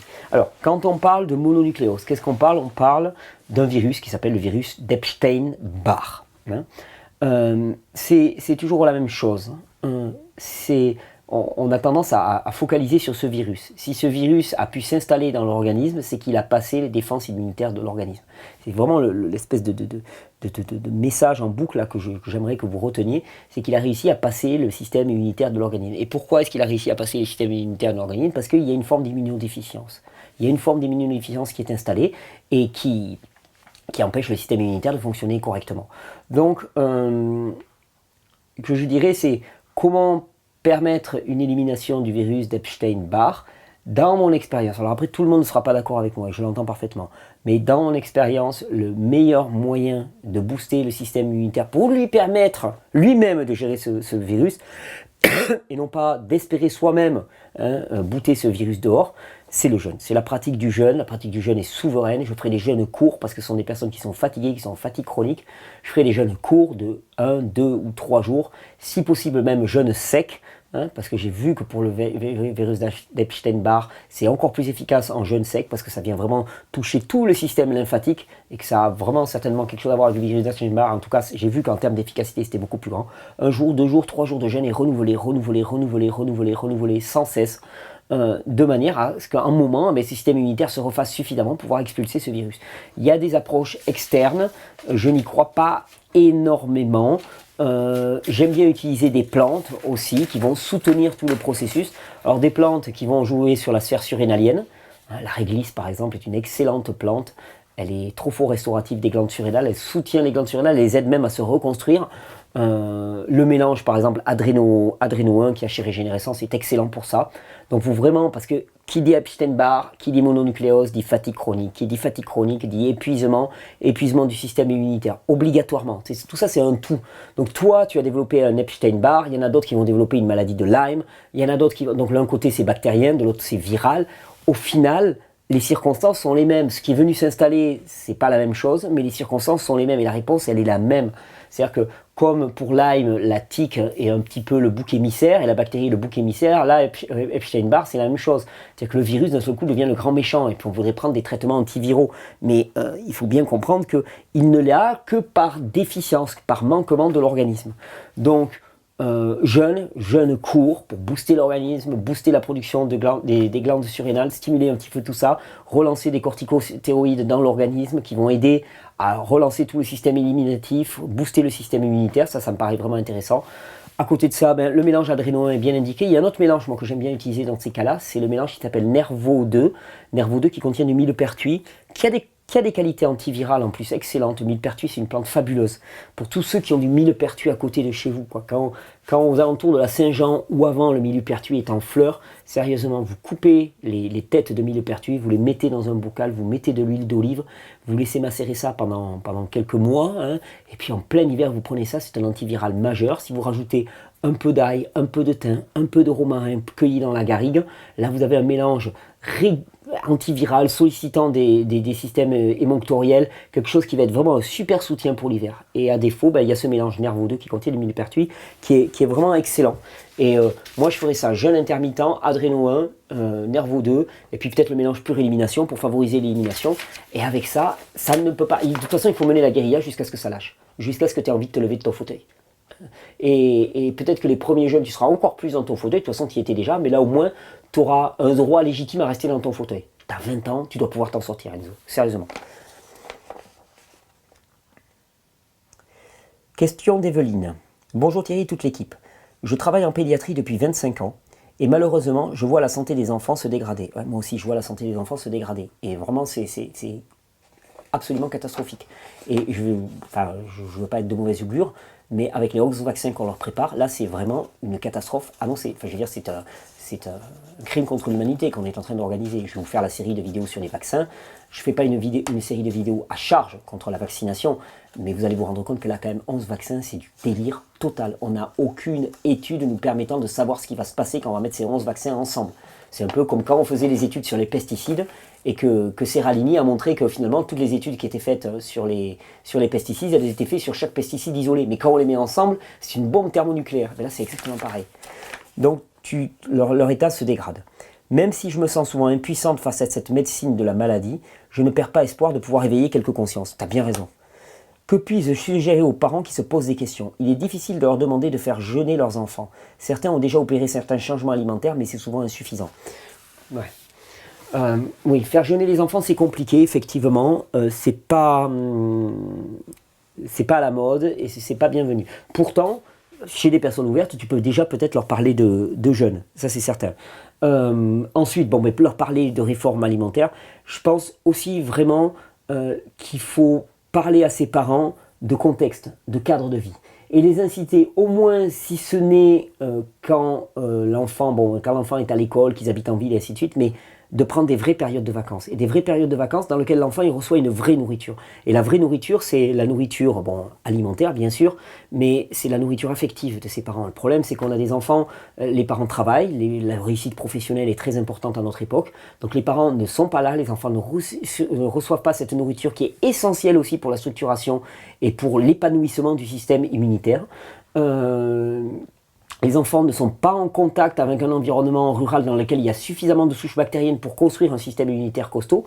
Donc tout ça mis bout à bout, ça fait que les enfants sont de plus en plus faibles au niveau immunitaire et effectivement sont polyallergiques, développent des infections virales, des infections bactériennes, des troubles de type autistique. En veux-tu, en voilà. Et avec les 11 vaccins qui arrivent, c'est la catastrophe programmée. Alors, ma position est facile et la tienne est difficile. Parce que tu es dans le monde et moi je suis un peu retiré du monde, j'ai fait des choix. Et effectivement, les gens que je crois sont plutôt des gens qui ont choisi de se retirer du monde.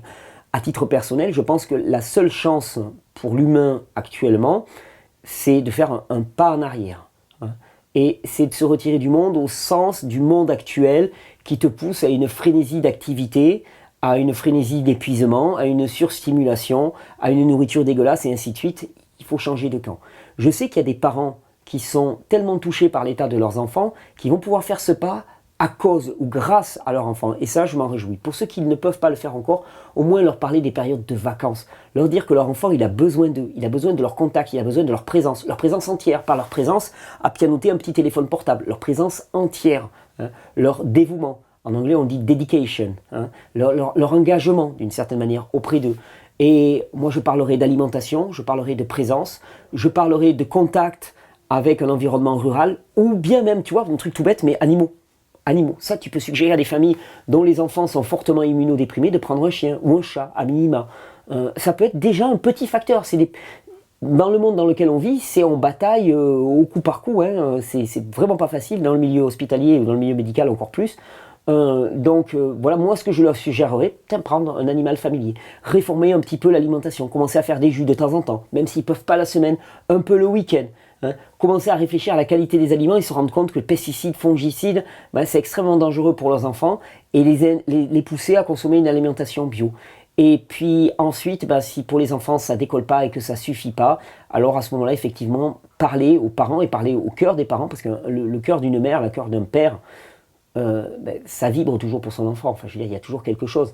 D'un enfant souffrant, leur dire, vous savez, votre enfant, il est malade du contexte et il faudrait vraiment faire des changements profonds pour qu'il puisse s'en sortir, pour qu'il puisse tirer son épingle du jeu. Leur parler d'hormèse, leur parler de Meizo Challenge, et pourquoi pas, ceux qui sont ouverts, leur parler de jeûne. Mais je suis aussi désemparé que toi, et ma réponse, elle va peut-être pas te satisfaire, j'espère qu'elle te donnera des éléments. Mets-moi un petit commentaire, quelque part, s'il te plaît, pour que je sache si ça a pu t'apporter des éléments. Et si ça suffit pas, on peut engager un dialogue, tu nous écris par le site Régénère, par exemple, et ça sera avec grand plaisir, parce que c'est une problématique qui m'intéresse, surtout quand on rencontre des gens qui sont dans le milieu hospitalier et qui ont à cœur non pas de commencer à perpétuer cette culture de la maladie, mais au contraire à apporter les éléments clés de santé. Vous faites un boulot hallucinant, en étant en plus très exposé. Donc c'est juste, je tire mon chapeau, j'en ai pas, mais je tire vraiment mon chapeau. Je suis baba d'admiration. Donc c'est fabuleux, et voilà moi où j'en suis. Et parler de jeunes de temps en temps quand on peut, surtout sur des ados. Voilà. J'espère que je t'aurai apporté quelques éléments, sincèrement. En tout cas, bravo pour ton engagement.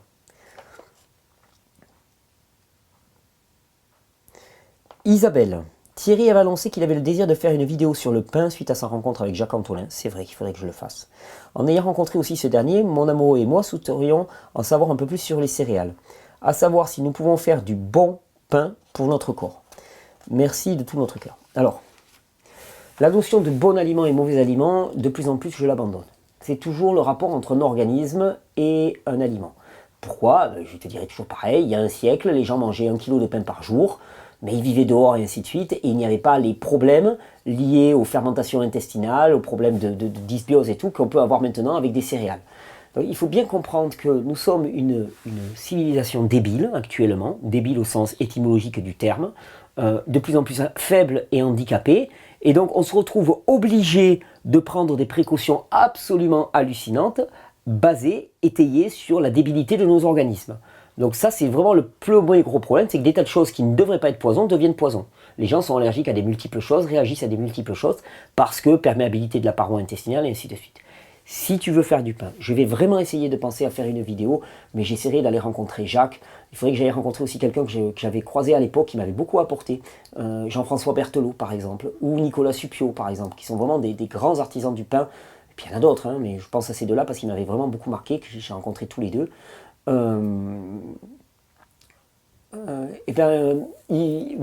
bon, si tu veux faire du bon pain, deux règles. Déjà, et tu éviteras les plus grosses conneries qu'on fait actuellement. Premièrement, utilise des levains. Fais des levains. Le levain, c'est une souche bactérienne qui va réaliser une prédigestion des longues chaînes de protéines dans ton pain. Donc, ajoute du levain. Utilise du levain. Un levain fait à la maison. Et comment est-ce qu'on fait du vin? On prend de la farine, on prend de l'eau et on laisse fermenter avec les bactéries du lieu. Comme ça, tu auras un pain qui sera spécifique à ton endroit.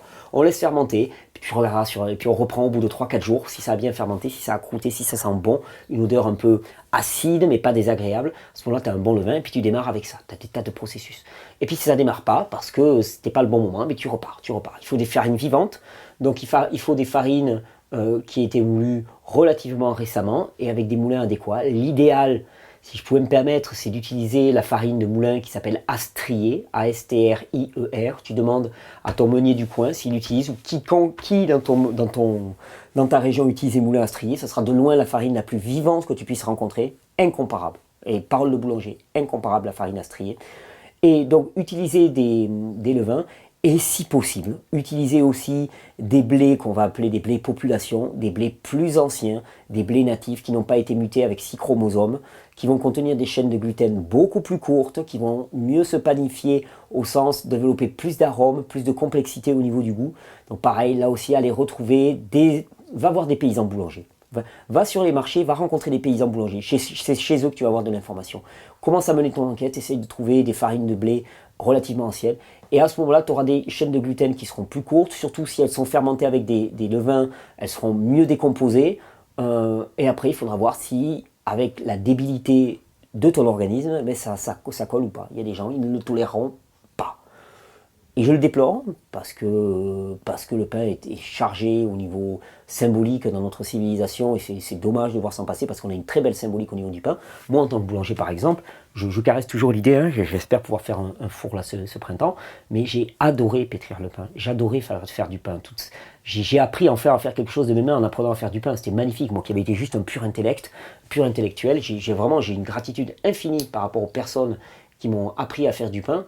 Deux en particulier, hein, Luc et Alexandra, peut-être qu'ils regardent ces vidéos, ils se reconnaîtront, c'est eux qui m'ont accueilli dans leur ferme pour démarrer, puis après toutes les gens que j'ai rencontrés, et les Nicolas Suppiot, les Jean-François Berthelot, et autres que j'ai croisés, chez qui je suis allé pour apprendre à faire du pain, j'ai vraiment appris un art de l'intuition, de la sensation, du ressenti, qui me manquait terriblement dans mes études extrêmement scientifiques et intellectuelles.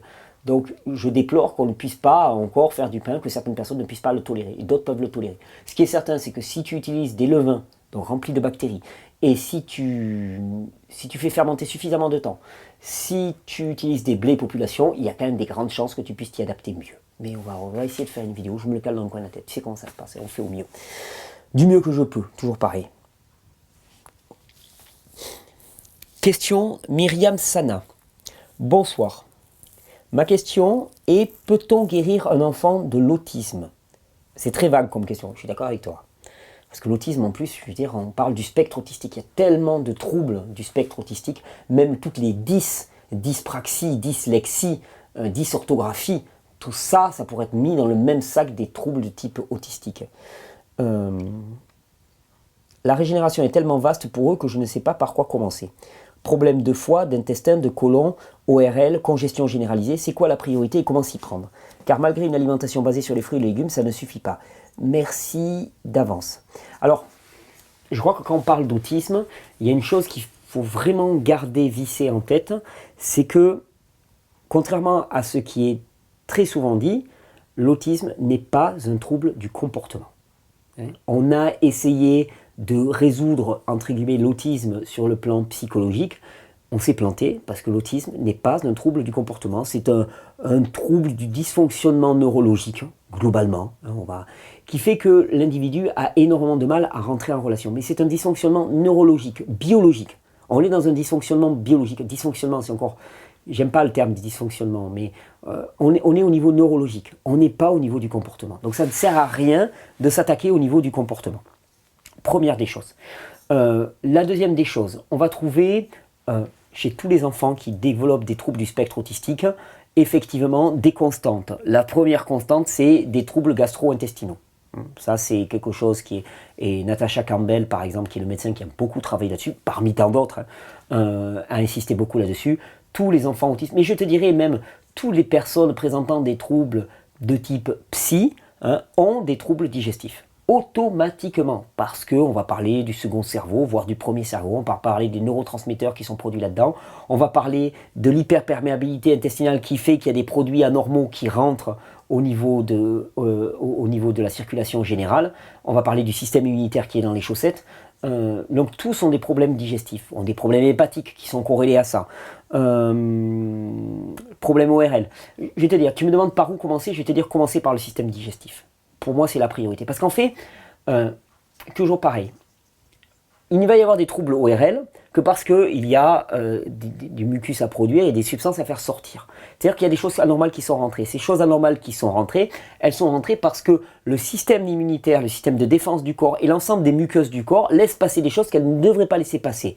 Au niveau bronchique, mais avant tout au niveau digestif. C'est-à-dire que chez tous ces enfants, on va avoir ce qu'on appelle une dysbiose intestinale et on va avoir en priorité une hyperperméabilité intestinale. Donc, je pense que la priorité des priorités, c'est de renforcer le système intestinal, de le nourrir vraiment. Et c'est là où je vais peut-être pas être d'accord avec tout le monde, mais par certains côtés, je rejoins vraiment Natasha Campbell pour dire que par expérience, pour les enfants présentant des troubles du spectre autistique, il est risqué de se passer de l'apport de graisse animale, de protéines mais surtout de graisse. Il est risqué de se passer de l'apport de graisse animale parce que ces graisses animales jouent un rôle essentiel dans la reconstruction de la muqueuse intestinale. Après, tu le prends pas, mais je ne mettrai pas un enfant comme ça sur un régime strict de fruits et de légumes. Déjà parce que ça ne va pas lui suffire, il ne va pas être satisfait, ce sont des enfants en plus qui sont hyper sélectifs au niveau de leur mode alimentaire, et là aussi il y a l'autisme non-verbal, mais entre temps après il y a toutes les couleurs un petit peu on va dire. Mais moi je commencerai par le système intestinal, je focaliserai là-dessus. Natasha Campbell dans son livre GAPS, Gut and Psychology Syndrome, qui est traduit en français, parle vraiment de ça, parle aussi vraiment de rétablir le système intestinal en priorité. Donc c'est ce que je ferai aussi, je n'utiliserai pas les mêmes méthodes qu'elle puisqu'elle utilise énormément de produits animaux cuits. Moi je n'utiliserai pas des produits animaux cuits, j'utiliserai des matières grasses animales, des œufs crus, du jaune d'œuf cru, du beurre par exemple, de la graisse de coco. Et si j'utilise des produits animaux, je n'utiliserai pas en telle quantité qu'elle les utilise. Et si possible cru, mariné, du poisson mariné, de la viande séchée, des choses comme ça, pour éviter le côté formation de molécules de Maillard et puis parce que ça congestionne à fond. Je ne surchargerai pas non plus l'enfant en oléagineux, en amandes, en noisettes, comme elle peut le faire, mais dans l'idée est bonne, c'est-à-dire des légumes, des fruits, des matières grasses en suffisance. Ça c'est vraiment pour la dimension purement physique. Et ensuite, c'est un trouble, comme je te dis, du développement neurologique. Donc, c'est l'enfant qui a du mal à se mettre en relation avec les autres, et je pense qu'il est vraiment primordial d'aller rencontrer l'enfant là où il est. C'est-à-dire pas de chercher à ramener l'enfant, alors qu'il a un terrain qui pour l'instant est un terrain dégradé au niveau neurologique, de l'amener dans notre monde, mais au contraire d'aller le rencontrer. Et pour ça, il y a des techniques de communication extraordinaires avec les enfants autistes, et je me permets de faire un petit coup de pub. Il y a je ne sais pas si c'est une association, je pense que c'est une association qui s'appelle Sonrise, Sonrise. Ce sont, je dirais des mamans, il y a des papas aussi, mais beaucoup de mamans absolument extraordinaires parce qu'elles sont retrouvées confrontées à l'autisme et elles ont voulu commencer à communiquer avec leur enfant et rencontrer leur enfant là où il était. Je sais qu'il y a une formation d'ailleurs Sunrise qui est organisée en mai prochain en France. Et vraiment, j'ai jamais pu y assister. J'adorerais assister à celle-là en mai prochain. Je vais voir si ça cadre avec mon calendrier. Je trouve que c'est vraiment quelque chose de fabuleux. Et à la fois le programme de réhabilitation intestinale, en utilisant des graisses, en utilisant réduction du stress maximale pour ces enfants. Ce sont des enfants qui ont une très faible tolérance au stress. Donc il faut vraiment les mettre dans un environnement dans lequel l'adaptation est minimale. Des bonnes graisses, des légumes, des fruits en quantité, le moins transformé, le moins pollué possible. Et une technique de communication empathique qui permet de vraiment établir un contact avec son enfant et d'aller le rencontrer là où il est, je pense que c'est de loin la meilleure approche pour guérir un enfant de l'autisme. Et du relais. Et du relais absolument. Tu vois, tout à l'heure quand je te parlais de groupe, Sunrise insiste beaucoup là-dessus, il faut du relais. Tout seul, tu ne peux pas porter. Si tu es une maman toute seule, tu ne peux pas porter. Donc il faut te rapprocher d'autres mamans. Il y a Contact Sunrise France par exemple, tu rencontreras d'autres mamans dans ta région. Il faut vous rapprocher, il faut vous relier, il faut partager, il faut vous soutenir, il faut vous épauler.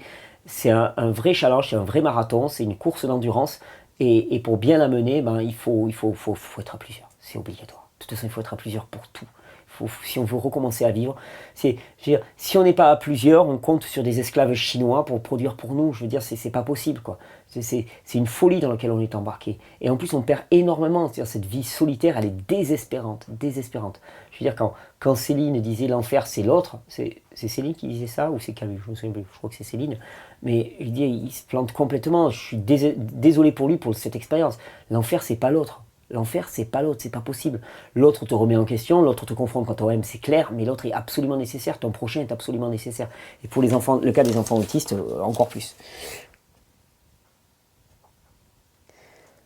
Alors, question de Justine. Bonjour Thierry, je viens te demander conseil car je suis totalement démuni dans ma situation. Cela fait 5 ans maintenant que j'ai de gros problèmes intestinaux.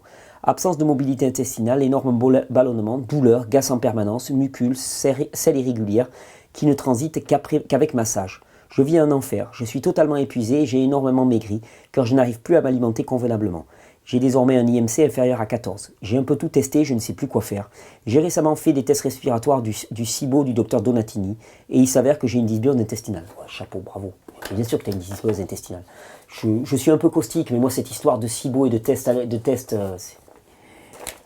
je veux dire, on n'a pas besoin, bien sûr qu'il y a une dysbiose intestinale, c'est évident, si tu commences à gonfler, tu n'as pas besoin de souffler dans une machine avec une consultation à je ne sais pas quel prix pour savoir, ça ne te donne pas des solutions pour autant, il va te vendre ses compléments, enfin, n'importe quoi. Et il s'avère que j'ai une dysbiose intestinale importante avec beaucoup de méthylacétate et une gastroparésie de l'estomac. Les fruits qui sont censés être les aliments les plus simples à digérer me causent encore plus de problèmes, ouais, parce que ça fermente, avec une quantité astronomique de gaz dans le côlon. Que faire? Quoi manger? Tout ce que j'ingère fermente. Je n'ai plus de vie sociale et je me suis coupé du monde à cause de tous ces soucis. Moralement, ça ne va plus. Je te remercie pour toutes tes réponses et tes partages. Donc tu me demandes quoi manger. Moi, je vais te retourner la question. Qu'est-ce qui te fait croire que la solution est dans ce que tu manges? Dans ce que tu me décris là, j'y vois surtout un système qui est en état d'hyper-angoisse, ce qu'on appelle un côlon irritable, des intestins spasmodiques, Irritable Bowel Syndrome, donc le syndrome des intestins irritables, ce que je disais tout à l'heure. J'y vois surtout, moi, la conséquence d'une anxiété très très mal gérée. Personnellement, je te le dis tout à trac, tu ne tolères plus aucun aliment, les fruits fermentent et ainsi de suite, tu ballonnes et ainsi de suite, tu me dis que tu n'as plus de vie sociale, donc c'est une espèce de serpent qui se mord la queue. Pour moi, intuitivement comme ça, et à lire ce que tu me lis, le problème c'est pas l'aliment, de toute façon... Qu'est-ce que tu vas faire? De toute façon, à partir du moment où tu fermentes, à partir du moment où tu as plein de dysbiose terrible et tout, il n'y a plus rien qui passe. Donc le problème, c'est pas ça. Le problème, c'est de rétablir un potentiel digestif adéquat. Et on sait très bien que le simple fait d'être angoissé bloque complètement tes sécrétions digestives. C'est pas normal de ne pas digérer à ce point. Donc moi, je ferai un gros travail sur mes angoisses. Donc la posologie que je pourrais te donner, premièrement, plusieurs fois par jour, cohérence cardiaque. Avant chaque repas, 5, 10, 15 minutes de cohérence cardiaque. Et déjà, tu me dis comment ça se passe. Tu me dis comment ça passe. Travaille sur la respiration. La respiration est le meilleur moyen de contacter nos émotions et de leur permettre d'être transformées, d'être processées d'une certaine manière. Voilà un petit peu comment j'avancerai. Mais travaille sur les émotions, essentiellement. Moi, c'est là où ça se joue. Massage, tu me parles de massage. Massage, respiration, SMS, sommeil, massage, soleil. travailler sur ton système nerveux, peut-être prendre des plantes adaptogènes comme Adréno 1 par exemple qui vont calmer le jeu, des plantes comme Nervo 2 par exemple aussi qui vont être des plantes calmantes un petit peu avec du millepertuis, du gotucola, des choses comme ça, qui vont avoir un côté calmant. Tu peux te faire des massages à l'huile essentielle de lavande, des massages à l'huile essentielle de basilic, mais avant tout je pense que c'est pas dans ce que tu manges, parce que de toute façon tu vas réagir à tout, c'est dans la façon dont fonctionnent tes pensées et dans l'angoisse qui est sous-jacente. C'est mon avis. Et ça va couper, donc je coupe. Et une... Allez, dernier petit round, hein. On a encore 2-3 questions, on enchaîne bien. Willy, j'aimerais avoir ton avis au sujet de ce qu'a découvert le médecin allemand Hammer suite au décès de son fils. C'est-à-dire qu'un stress intense peut provoquer une maladie précise dans un organe précis. Exemple, un cancer du sein provoqué par conflit de nid, le sein gauche pour la perte d'un enfant ou le sein droite pour la perte du mari, si elle est droitière. Par contre, si elle est gauchère, la localisation du cancer s'inverse. Et cette information est transcrite dans le cerveau et est visible lors d'un scanner, et ce n'est que lors de la prise de conscience et de la diminution du stress que le cerveau démonte la maladie qui n'a plus de raison d'exister. Ton approche de la santé et celle de Hammer ne s'opposent absolument pas, je suis d'accord, et devrait plutôt conduire à une nouvelle vision globale de la santé encore plus efficace. Bon, alors écoute, ce que j'en pense, c'est qu'il est certain que tout conflit psycho-émotionnel va générer une réaction d'adaptation massive du corps à un stress qui conduit à un hypercatabolisme. Et donc, effectivement, j'insiste lourdement là-dessus, je suis d'accord qu'un stress majeur peut être à l'origine du développement d'une tumeur cancéreuse, d'une acidification du corps massive ou de toute autre manifestation symptomatique lourde. Ça, je suis d'accord. Après, moi, pour la localisation, là, par contre, ça ne me parle pas. Voilà, ça ne me parle pas, je ne sais pas d'où il le sort, ça fait un peu vérité révélée. À la limite, le seul moyen, mais je ne m'y suis pas penché, le seul moyen de le valider, ça serait de faire une étude statistique suffisante pour voir si ses intuitions sont bonnes. Et il a pu fonctionner peut-être avec une excellente, géniale intuition. Pourquoi pas? À la limite, je vais te dire, je ne m'y intéresse pas parce que je m'en fous. Parce qu'en fait, ah oui, tu vas me dire, oui, c'est le stress qui va indiquer... Ouais, mais bon, par un interrogatoire de la personne, tu vas arriver à voir rapidement où est-ce que se situe le blocage au niveau émotionnel. Comme je le dis souvent, nos pensées nous tuent. Nos pensées biaisées nous tuent. Nos pensées de culpabilité, de colère, d'agressivité, de tristesse nous tuent littéralement en faisant tourner l'organisme qui se consomme lui-même. Donc c'est ça qui est à cibler. L'approche du Dr Hammer ne me parle pas plus que ça, mais en aucun cas elle s'oppose à ce que je propose effectivement. Il faudrait faire une étude statistique. Moi, tu sais, je suis un physicien à la base. Il faudrait faire une étude statistique pour valider tout ça. Peut-être que ça a été fait. Si ça a été fait, envoie-la moi, ça m'intéresse. Pourquoi pas? Pourquoi pas? En tout cas, ça me paraît tout à fait crédible. C'est juste sur la localisation, je tique un petit peu, je ne suis pas persuadé comme lui.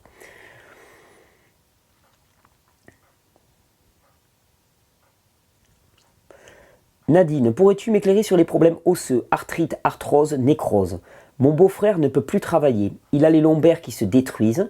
Je lui ai conseillé de faire des jus. Il a commencé il y a 2 jours, super. Je lui ai parlé du jeûne. L'idée fait son chemin. Quelle plante régénère peut-il prendre? C'est une personne très très active qui travaille du matin au soir. Il dort très peu, du fait de la douleur en partie. Ah, non, mais il dort très peu, il est très très actif. Là, son corps il lui dit stop. Sérieusement, il faut lui dire que son corps lui dit stop. Arthrite, arthrose, nécrose. Ça parle de déminéralisation, ça parle d'acidification, ça parle de stress oxydatif, comme on parle souvent, ça parle d'hypercatabolisme. Je pense que c'est ton beau-frère. Ton beau-frère est quelqu'un d'hyper actif et son corps lui dit juste je suis ici. Et que s'il n'accepte pas du repos, de la minéralisation et des pratiques salvatrices anaboliques pour lui, comme je le décris tellement dans mes vidéos, donc les jus de légumes c'est top, tu peux commencer comme ça et s'il a adopté les jus de légumes c'est excellent. Lui parler aussi de massage, de temps de repos réel dans la journée, il faut qu'il mette la pédale douce. Tu peux lui parler aussi de plasma de Quinton, d'eau de mer, qui va avoir un apport minéral massif pour l'organisme, qui peut vraiment être intéressant, mais lui dire simplement que son organisme, son corps est usé. Son corps est usé, qu'il peut se refaire parce qu'il est vivant et que tout organisme vivant revient spontanément à l'état d'équilibre au travers d'une série de processus qu'on appelle des processus régulateurs. Donc son organisme vivant qui est son corps va revenir spontanément à l'état d'équilibre si il lui en laisse la possibilité. La possibilité c'est le repos. Il faut qu'il s'arrête. Il faut qu'il s'arrête. Et puis pour les douleurs, un petit joint de temps en temps, je blague, ou à moitié. Plutôt que de prendre des morphiniques. Mais voilà, ouais, non, usure, à fond, usé. Question de Petit Flo. Bonjour l'équipe. Aimerais-tu passer dans des médias dits de masse ou des médias alternatifs? Je pense à Bob vous dit toute la vérité. Pour apporter ton point de vue, voire débattre avec des professionnels. Et attends, moi aussi je suis professionnel. Je ne suis pas professionnel moi, je suis professionnel de la vidéo. Est-ce que j'aimerais passer par des médias? En fait, je ne crois pas aux médias alternatifs. Je vais vexer beaucoup de personnes. C'est radical ce que je vais dire. Mais j'aime pas la médiation. J'aime pas du tout la médiation. Et c'est ce que j'aime beaucoup dans YouTube. C'est qu'il n'y a pas de médiation. Je mets mes vidéos et quiconque veut venir les voir, les voit. Les médias, quels qu'ils soient, projettent ce qu'ils veulent. Et tant qu'on place entre nous et le monde des médias, eh bien, les médias peuvent, en tant que médium, intermédiaire, avoir le pouvoir sur nous. Donc je n'aime pas particulièrement les médias. Je n'aime pas ça. J'aime la contact direct, j'aime la vie réelle, j'aime la personne qui s'exprime directement et dont les propos ne sont pas transformés. Pour avoir essayé d'écrire dans des médias ou pour avoir répondu à des journalistes, je ne veux plus le faire. Je ne veux plus le faire, sauf cas exceptionnels de personnes que je sens vraiment avoir compris la démarche. Ça ne veut pas dire qu'elles vont être béates d'admiration et vraiment dire amen à tout ce que je dis, mais simplement pas une volonté de réduire mon propos et de tronquer. C'est-à-dire que je ne leur donne pas du pouvoir, ce ne sont pas des médias, je ne veux pas de ces médias-là. Si je les accepte comme médias, eh ben, quelque part je leur donne du pouvoir sur moi. Je dis, ah, ça passe par eux. Non, ça passe pas par eux, je ne veux pas passer par leur sérail, je ne veux pas passer par leurs émissions de télé alternatives, y compris quelle qu'elle soit, je ne veux pas passer par là, je ne veux pas me faire interviewer par les spécialistes de l'interview alternative, il n'y en a pas besoin, mon propos il est là, il est présent sur internet, quiconque veut aller le rencontrer, le rencontre directement, il n'y a rien à payer, il n'y a rien à faire de particulier, il est là, c'est présent. Je rends grâce à YouTube de permettre cela, parce que c'est vraiment une sacrée liberté qu'on a, j'espère qu'elle va durer encore longtemps, de pouvoir s'exprimer de manière ouverte, directe et sans médiation.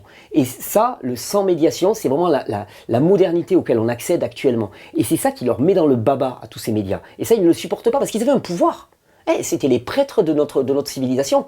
Les journalistes ont parlé. Et actuellement, d'ailleurs, c'est très marrant parce que tu as un journaliste qui va écrire un article pourri sur moi et les gens le prennent pour parole d'évangile. Le journaliste l'a dit. Mais attends, mais le journaliste, c'est un pouilleux. C'est juste un pouilleux comme toi et moi. Il est aussi déviant, aussi perverti que toi et moi. Et le mec, simplement parce qu'il a dit, mais c'est vrai, mais c'est la connerie. On leur donne un pouvoir à ces médias. Donc je ne crois pas aux médias, je ne crois pas aux médias alternatifs. Et de moi-même, je ne veux pas partir de chez moi. Je suis très bien chez moi. Je veux rester dans ma Catalogne, dans mes montagnes, avec mes animaux, mes copains, mes enfants, mes vidéos que je fais, ma famille. Ça me va très très très très bien. D'ailleurs, ça c'est un truc aussi, je ne me déplace pas pour aller chez les médias. Si les médias veulent venir, il faut déjà qu'ils viennent, qu'ils montent par la piste. On va voir déjà s'ils vont laisser un pneu ou une suspension en montant. Qu'ils fassent le tour de toute la propriété, dans le crottin de cheval et tout. Et s'ils ont survécu à ça et à un repas à ma compagnie, alors peut-être qu'on peut parler tranquillement. Mais il faut prendre le temps. Tu sais, il y a des médias, il y en a beaucoup qui m'ont dit « Ouais, est-ce qu'on voudrait avoir des articles et tout ?» Chaque fois, je leur disais la même chose. Je leur disais « Ok, mais vous venez une semaine en stage. Vous ne le payez pas, on vous invite. Mais vous venez une semaine en stage. Je veux vraiment que vous le viviez. » Il n'y a personne qui est venu. Strictement personne. Ça ne les intéresse absolument pas. Ce n'est pas le fond qui les intéresse. Ce qui les intéresse, c'est faire du sensationnel. Et alors, je sais que je vais blesser beaucoup de monde. Est-ce qu'il y a une place pour des médias alternatifs? Je ne sais pas, c'est risqué. Ça donne un pouvoir, la médiation, qui est très risqué, et le pouvoir corrompt. Donc, tu t'impliques beaucoup, donc tu continues ta question, tu t'impliques beaucoup pour aider les gens avec les vidéos, stages, clés USB, maison de régénère, future boulangerie. La prochaine étape, t'es engagé en politique, maire d'un village ou autre. Il y a peu de chance. Il y a peu de chance. Il y a peu de chance, ou alors il faudrait un préalable. J'ai failli arrêter l'association Régénère il y a quelques mois. Pourquoi? Parce que le système dans lequel fonctionnent la plupart des organisations et le système que j'avais établi pour l'association Régénère est pour moi insupportable. C'est-à-dire que ce sont des systèmes hiérarchiques pyramidaux, dans lesquels toute la responsabilité est portée par une tête. Et pour moi, c'est infernal. Et tous nos systèmes politiques actuellement, ils sont structurés comme ça. Ça ne m'intéresse absolument pas. J'ai pas envie d'être décideur pour un village. Quelle capacité, moi, j'ai de m'arroger l'idée d'être décideur pour un village. La seule chose qui pourrait me faire changer d'avis, c'est si un village tout entier, ou si même un pays tout entier, adopte une structure de type, par exemple, moi je suis assez fanat de ce processus-là, je me suis formé il y a peu de temps, holacratique. Par exemple, l'holacratie, c'est un système, non pas de responsabilité commune à tout le monde, mais de responsabilité disséminée. C'est-à-dire que chacun a un domaine d'autorité dans lequel il est totalement en pleine possession des moyens d'agir. hein. Chose qu'il n'y a pas actuellement. C'est-à-dire que les gens font des petites tâches et puis après, il faut se référer au grand Manitou là-haut, au grand gourou là-haut qui va dire oui ou non. Et ça, c'est insupportable. C'est insupportable pour les personnes qui sont en bas, parce qu'elles se trouvent démunies de leur capacité à agir, et c'est insupportable pour celui qui est en haut. Quand j'ai fait ma formation en holacratie, le nombre de directeurs de boîtes qui te disent « mais c'est juste invivable ». Moi, à la base, je gère une association qui a, je veux dire, allez, le nombre de personnes qui travaillent pour l'association, de près ou de loin, c'est une dizaine, une douzaine de personnes. C'est infernal pour moi. Moi, ce que j'aime, c'est faire des vidéos. Là, je m'éclate, là, en ce moment. Je suis en train de te parler, je m'éclate. Moi, je suis un petit gars qui aime faire des vidéos, c'est mon domaine de compétence, et qui aime donner des stages. Dans mon organisation, personne ne doit venir me dire ce que je dois faire dans mes stages et dans mes vidéos. Ça, je ne l'accepte pas. Ça, c'est mon domaine. Mais pour tout le reste, je laisse la pleine responsabilité aux autres. L'organisation des stages, la logistique et tout, il y en a que ça éclate. Moi, pas du tout. Faites-le.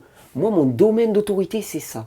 Alors oui, pourquoi pas être dans une équipe, dans un petit village, si les rôles sont clairement définis, les domaines sont clairement définis, et qu'on adopte un mode de fonctionnement holacratique. Ça, aucun problème de ce côté-là. Nous, l'association, bascule dans un mode de fonctionnement holacratique dans les jours qui viennent, et j'en suis vraiment ravi. Les copains qui travaillent avec moi ont vraiment méga kiffé, quoi, ça. Donc c'est cool. Mais les systèmes de gestion, de management actuels sont 1. Totalement inefficaces, 2. Totalement inhumains, 3. Totalement improductifs et 4. Complètement aberrants. Hein. Ça ne crée que de la douleur, de l'inefficacité, du gaspillage de temps, du gaspillage humain et du pétage de plomb. Donc ça ne marche pas. Ça ne marche pas encore. Pourquoi? Parce qu'on a inventé un système. Je veux dire, le management tel qu'il est conçu maintenant, c'est quelque chose de relativement récent. Hein. Ça date du début du XXe siècle, hein, tout simplement.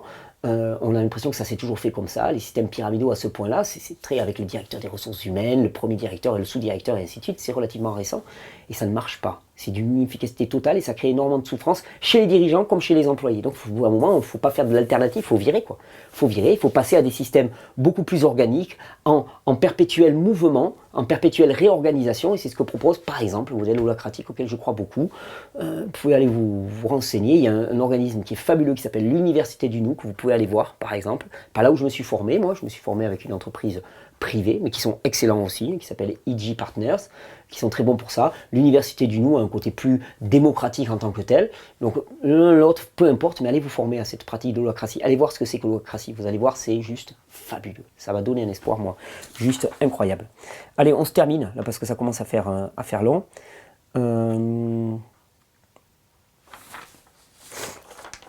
Jérôme, j'ai été empoisonné par fluoroquinolone. C'est un antibiotique il y a 2 ans qui m'a provoqué des douleurs dans tout le corps et plus encore de type tendinopathie et fibromyalgie. J'aimerais savoir ce que vous envisagez dans ces cas d'intoxication médicamenteuse grave. Je suis un parfait exemple des désastres qu'occasionne la médecine allopathique. Alors, je vais rien te sortir de très nouveau, hein. Maximiser le pouvoir de détoxification du score pour éliminer ce produit et restaurer le patrimoine microbien qu'a pu détruire cet antibiotique. Donc jeûne et repos, je ne pourrais rien te dire de plus. Dans le cas de l'intoxication médicamenteuse, je vais quand même te parler de détoxination spécifique. Moi j'irai voir un bon homéopathe uniciste, un vrai, hein, pas les homéopathes de pacotille là, qui sont formés en quelques mois. Je te parle d'un vrai homéopathe hahnemanien uniciste. Qui va pouvoir peut-être te prescrire une isothérapie à partir de ton médicament, qui va stimuler le système immunitaire à éliminer les molécules qui pourraient encore rester. Ça pourrait être intéressant. Voilà ce que je dirais, en plus de favoriser l'élimination avec du repos, avec des plantes médicinales, avec des lavements, avec le b.a.-ba quoi, de tout ce qu'on décrit dans ces vidéos. Lavement, huile de ricin sur les reins, et ainsi de suite, pour favoriser l'élimination. Jus de légumes à fond, petite période de jeûne, repos, repos, repos, repos. Voilà.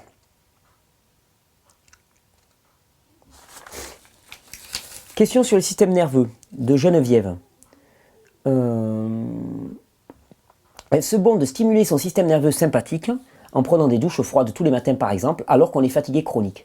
Ces douches me donnent de l'énergie, à moins que ce soit le ginseng que je prends en petite dose. Le fait de stimuler le système nerveux sympathique fatigué ne risque-t-il pas de conduire à l'épuisement? Non. Non, il ne risque pas de conduire à l'épuisement si tu te places dans les limites de l'hormèse. Et l'hormèse demande 2 choses.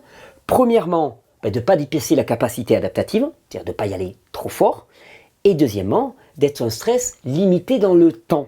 Le problème, c'est qu'on ne fait pas la différence entre un stress court, ne dépensant pas la capacité adaptative de l'individu qui va avoir un effet hormétique d'amélioration, et le stress sourd, chronique, auquel est exposé un individu dans sa vie de tous les jours. C'est deux choses radicalement différentes. L'un est destructeur, l'autre est constructeur. Donc non, ne dépasse pas la capacité adaptative de ton corps. Il faut qu'après tu aies à nouveau chaud, que tu aies une réaction chaude dans le corps.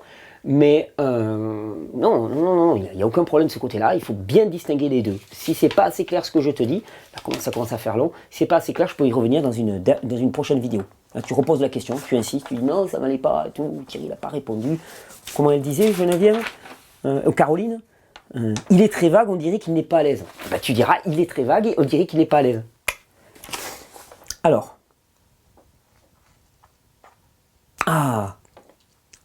Question. Question de Pierre. C'est Pierre Dufresne qui me pose une question. Salut Thierry, mon ami Jean-Louis, c'est la dernière question.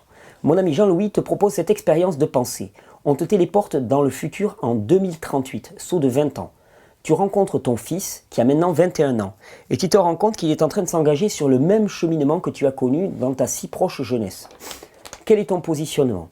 Tentes-tu de le persuader de changer, d'ouvrir les yeux sur ses habitudes qui peuvent devenir néfastes, ou bien acceptes-tu l'idée que chaque individu doit faire son propre cheminement, que c'est justement des erreurs que l'on tire les meilleures leçons, et que finalement, malgré tous nos efforts, on ne peut jamais réellement changer une personne. Nous pouvons uniquement nous changer nous-mêmes et tenter de montrer au mieux l'exemple à suivre selon ce qui peut être le plus juste. Tu as 15 secondes pour répondre.